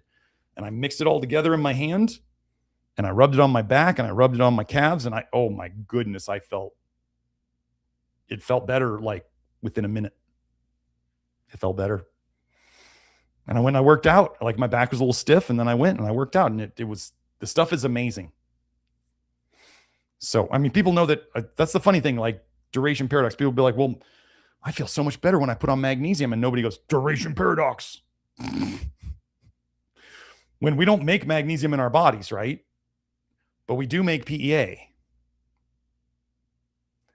So if anything, the crazy thing would be to accuse magnesium of being a duration paradox and not PEA, because we literally make PEA when we see inflammation and injury and stress. So think about that. But is magnesium benefiting from magnesium a duration paradox? No, because you literally need it to run. It'd be like saying you don't need oil in your car. It's just duration paradox. Just drive it until it doesn't drive anymore, and then whatever. Like you do need some things from outside. We're kind of designed that with our giant meat sack, this meat sack of chemicals. We do need to put some things in it. Unless you figure out how not to put anything in it, just spring water and rest. Just spring water and rest. That's all you need. No supplements. If you can find anybody anywhere who's had a bad reaction to a supplement, then that means it's terrible for everyone. That is the logic of the anti-supplement crowd. And most supplements are trash. Yes, most supplements are poisonous trash. Most of them. They are curcumin and all fish oil. It's all freaking garbage. I'm gonna have to mark my thing for. I said bad words today. I was fired up. Anyway. Oh yeah. So Kelsey added, you make more OEA when you take in PEA. Yes. So anandamide turns into PEA, and some PEA turns into OEA. So if you're taking PEA, you're getting some OEA, but you guys just saw the studies on OEA, and you know how it says like about you make PEA when you have stress or toxicity or injury. And then, but if it says you don't make enough, okay, so taking more PEA, yes, you do make some more OEA, but you guys just saw those studies on OEA that I went over. What if you take some more OEA too? You don't need as much, but what if you take a little bit more? Yeah. So anyway, okay, we are all done. I'm done. Ugh. Glad I got this one done, and we'll be back on Tuesday at our normal time. Just remember, this video is going to come down and it'll be back up. I'll probably do it right after this, so hopefully it will be right back up. Okay. Joe, I don't even know if I'm running through these links quick, Joe. We're doing the links quick. So those of you who want to go, if you don't want to see the links, go ahead, but you never know when I'm going to throw in more more stuff. So our website, nutritiondetective.com. I have news on this. We have the normal store, the shop. The normal store is the shop. The VIP store is for LYL people to get their discounts. We have the Love Your Liver program there is under membership. We have testing and consultation packages with Kelsey. I have a couple things to add to both of these. And then we have the instructions page, the instructions link for all of our products on there. Now, let me say something. The plan is the new website will be up this week. It looks good. It looks really good. Julie and I have been very, very happy about it. So the new website's going up this week. So honestly, if you use it and if you have issues, I'm asking you, please email Julie or email Ashley and tell them about any problems with the website. I'm literally telling you this. So it's August 8th. It's 8/8. Woo. Anyway, if you have problems on the website, email us. That's how we fix them. Don't just get mad and not do anything. If you can, email us, please. So that should be up early this week. We have that. Then my plan is to start adding some more testing. If you guys want more testing and you want to do it through us, like blood nickel testing, like urine nickel testing, we're going to be putting, and then if you want to get hormone panels, if you want to get that stuff, we're going to be putting that stuff on the website. Not right away, and we're going to be doing it piece by piece. But we're going to be putting up more testing. So if you want to buy it, you can get it through us if you want. I'm going to throw this out there. Do not email Julie or Ashley about this because we don't have this in plan. But Kelsey, with her nickel tester and her chemistry knowledge, may start testing water and beverages and food for nickel contents. Okay, so we'll put that up when we've figured out all the stuff. But that's kind of a cool thing we've been working on. So if, like, let's say, is my coconut water high in nickel? She'll test it for you. So that's pretty cool. It's coming. And then Kelsey, we're going to start having Kelsey. If you guys just want a one-off consultation with Kelsey, you just want to talk to her about whatever you want to talk to her about for an hour or a half hour or whatever, we're going to do that. Okay. So those are new things. This is all exciting. It's all coming. So the funny thing is, right? The Lionsgate, I felt like crap during it, but new things are happening during it. So I guess it all works out, right? Okay. So then we have the Love Your Liver program. That is, if you want the direct link to it, members.nutritiondetective.com. It is the place where if you want to talk to like-minded people who do this stuff and not have to deal with the R words on Facebook or Twitter, who can deal with those people anyway? Who wants to deal with them? Anyway, that's what you would come into the Love Your Liver program for, is mainly the community. And then the program's there. And now that I'm making this big old AI database, I am going to be working on all of it and updating all of it. So that's an exciting thing. That's one of the few things I'm like, AI is really going to help me with, to consolidate all this stuff and put it all together so I can find all the things that I've said about things. If you want to sign up for our email newsletter, madisonmodernnutrition.com, you get like it used to be like a 17 email series, but I think we send it out as a PDF now. You can do that, and then you can get our emails. I'm going to send out an email about this episode and the Inner Circle archive that's coming out and other stuff within a day or two. So YouTube, you're probably watching me on YouTube, and this is where you can find most of our episodes. Yeah, but this is also the place where I have to edit myself, just like you're hearing about today. Rumble has all of our episodes unedited, including episode 198, which was where Kelsey was on and she said a naughty 3-letter acronym or the 3 words that are the acronym stands for, and I didn't catch it, and we had that YouTube said this is naughty and you can't have this here, so we took it down, or they took it down, and I got a strike. So that's why I'm concerned about getting a strike for the R word. Okay, so going on, we have Twitter. If you're on Twitter and you want to see my shorts, that's the main thing we're posting there these days. If you're on Instagram, we've been growing on Instagram. I think we got about 600 new subscribers in the last month. So it's growing here. It's growing there. Don't expect me to be hanging around in the comments on these social media places, though. Facebook. There's our Facebook. If you're still if you're a boomer and you're still on Facebook. TikTok. Ooh, ugh. TikTok's there. It exists. Substack. I'm possibly going to be repurposing some of my old blog forum posts and potentially turning some of my videos into articles for Substack. So if you're into Substack, I'm hoping to be putting new stuff there too. Beth Martens, she was here in the live chat. She does her weekly no-cost deprogramming your health group inside the Love Your Liver. So you got to be a member of the Love Your Liver to go to it, but it's no cost once you're inside there. Or if you want to work with her privately, you can apply to work with her. She does a zero cost 30-minute chat about what of her stuff would be best for you. And like I said, I've done 3 sessions with her. Kelsey, I think, has done 1 or 2. I'm not sure. And Kelsey's also working on her course, I believe. And then Kelsey and I are going to work together. We're going to do a couple session with her. So we'll, because, man, who has a perfect relationship? I mean, there's, one of the sayings I got that I really loved was, and I teach my kids this, I say, just because a couple doesn't argue, if a couple doesn't argue, that doesn't mean they love each other. And just because a couple argues doesn't mean they don't love each other. Because I was like, you don't argue with people you don't care about, right? Why would you argue with somebody you don't care about? You don't. So arguing is a sign that you do actually care. It may not be healthy, but it is a sign that you actually care and you want to be there. So, the Revive. I love the Revive. I did a episode on it. Love Your Liver 238 and 239. Easiest way to help your skull structure, which can help all of you. I mean, all of your body. I don't mean all of it. I mean, all of your body. I've been doing it for probably, ever since these episodes, 238 and 239. So we're at 262.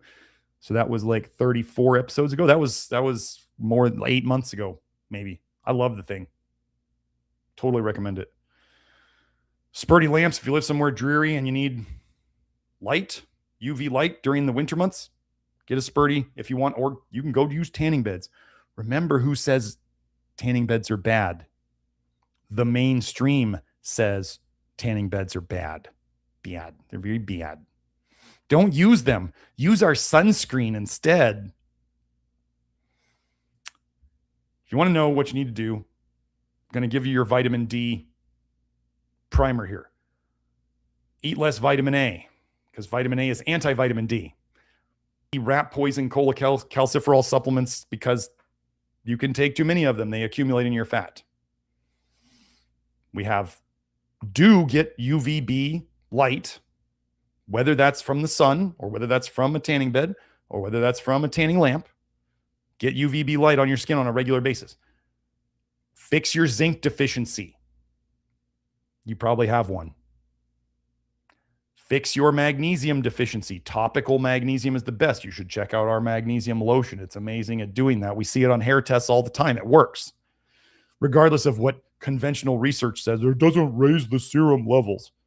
Well, it literally raises the tissue levels because people feel it. And it must be fixing some of the brain levels when they relax. So anyway, just remember, the good things, mainstream will poop on. That's what they do. So we have that. And then get enough protein. Got to get enough protein. You want to make sure you get enough calcium. I would try to get at the very minimum 200 milligrams a day of calcium, but up to 500 is good for some people. Going above that, I don't really think is necessary. That's up to you. And then we have maybe you could use some vitamin K. We sell a really good vitamin K supplement. Remember, mainstream and everybody else likes MK7. So I start going, it slows down PGP. It slows down your cellular detoxing. Kelsey taught me about that. So we were like, not MK7. We're going to do K1 and MK4. People really like it. So that's how you fix your D levels without having to resort to rat poison. Okay. GLASP. We didn't go over any GLASP studies today because I don't have GLASP installed on my new browser yet. So that's just the way it is. That's, in all honesty, that's where it is. It's not here. So if you want to check, you can check this link and it will give you all the highlighted stuff. I'm hoping that I can get AI. Here's what I'm hoping, right? So we have a database, an Excel spreadsheet that David has been very kind to work on for all these years I've been doing the live streams and the inner circle. We have over actually it was 7,300 studies because some were repeats. 7,300 studies that we have documented. So that's in the database now. Now what I'm hoping is that somehow Joe might be able to help me with this. I can have AI scrape our GLASP and get all of those papers with all of the highlighted things and put those into the database. That would be amazing.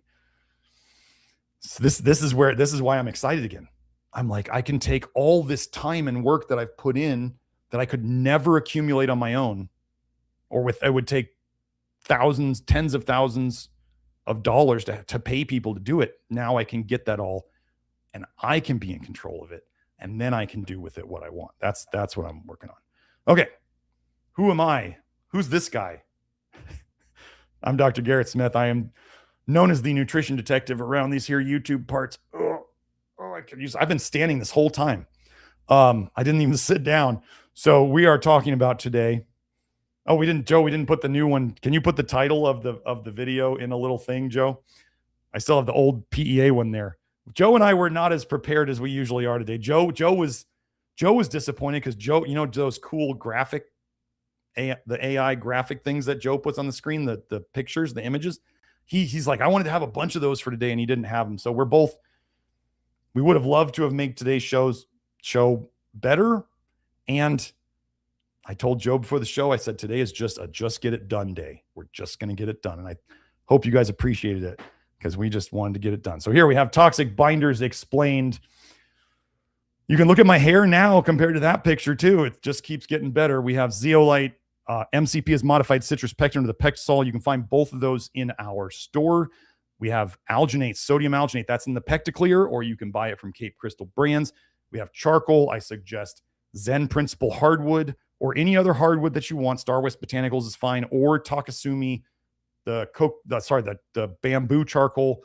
And then we talked about soluble fibers like apple pectin, like sun fiber, which is in our store, like beta glucan. We talked about those, and not using psyllium because it's literally the husk of a seed, which is where all the nickel is. So don't, or the cadmium or the lead. I'm really starting to think now that plants this is just a thought experiment. What if plants for a certain reason, right? Like humans have to have body fat to survive. We need a certain amount, right?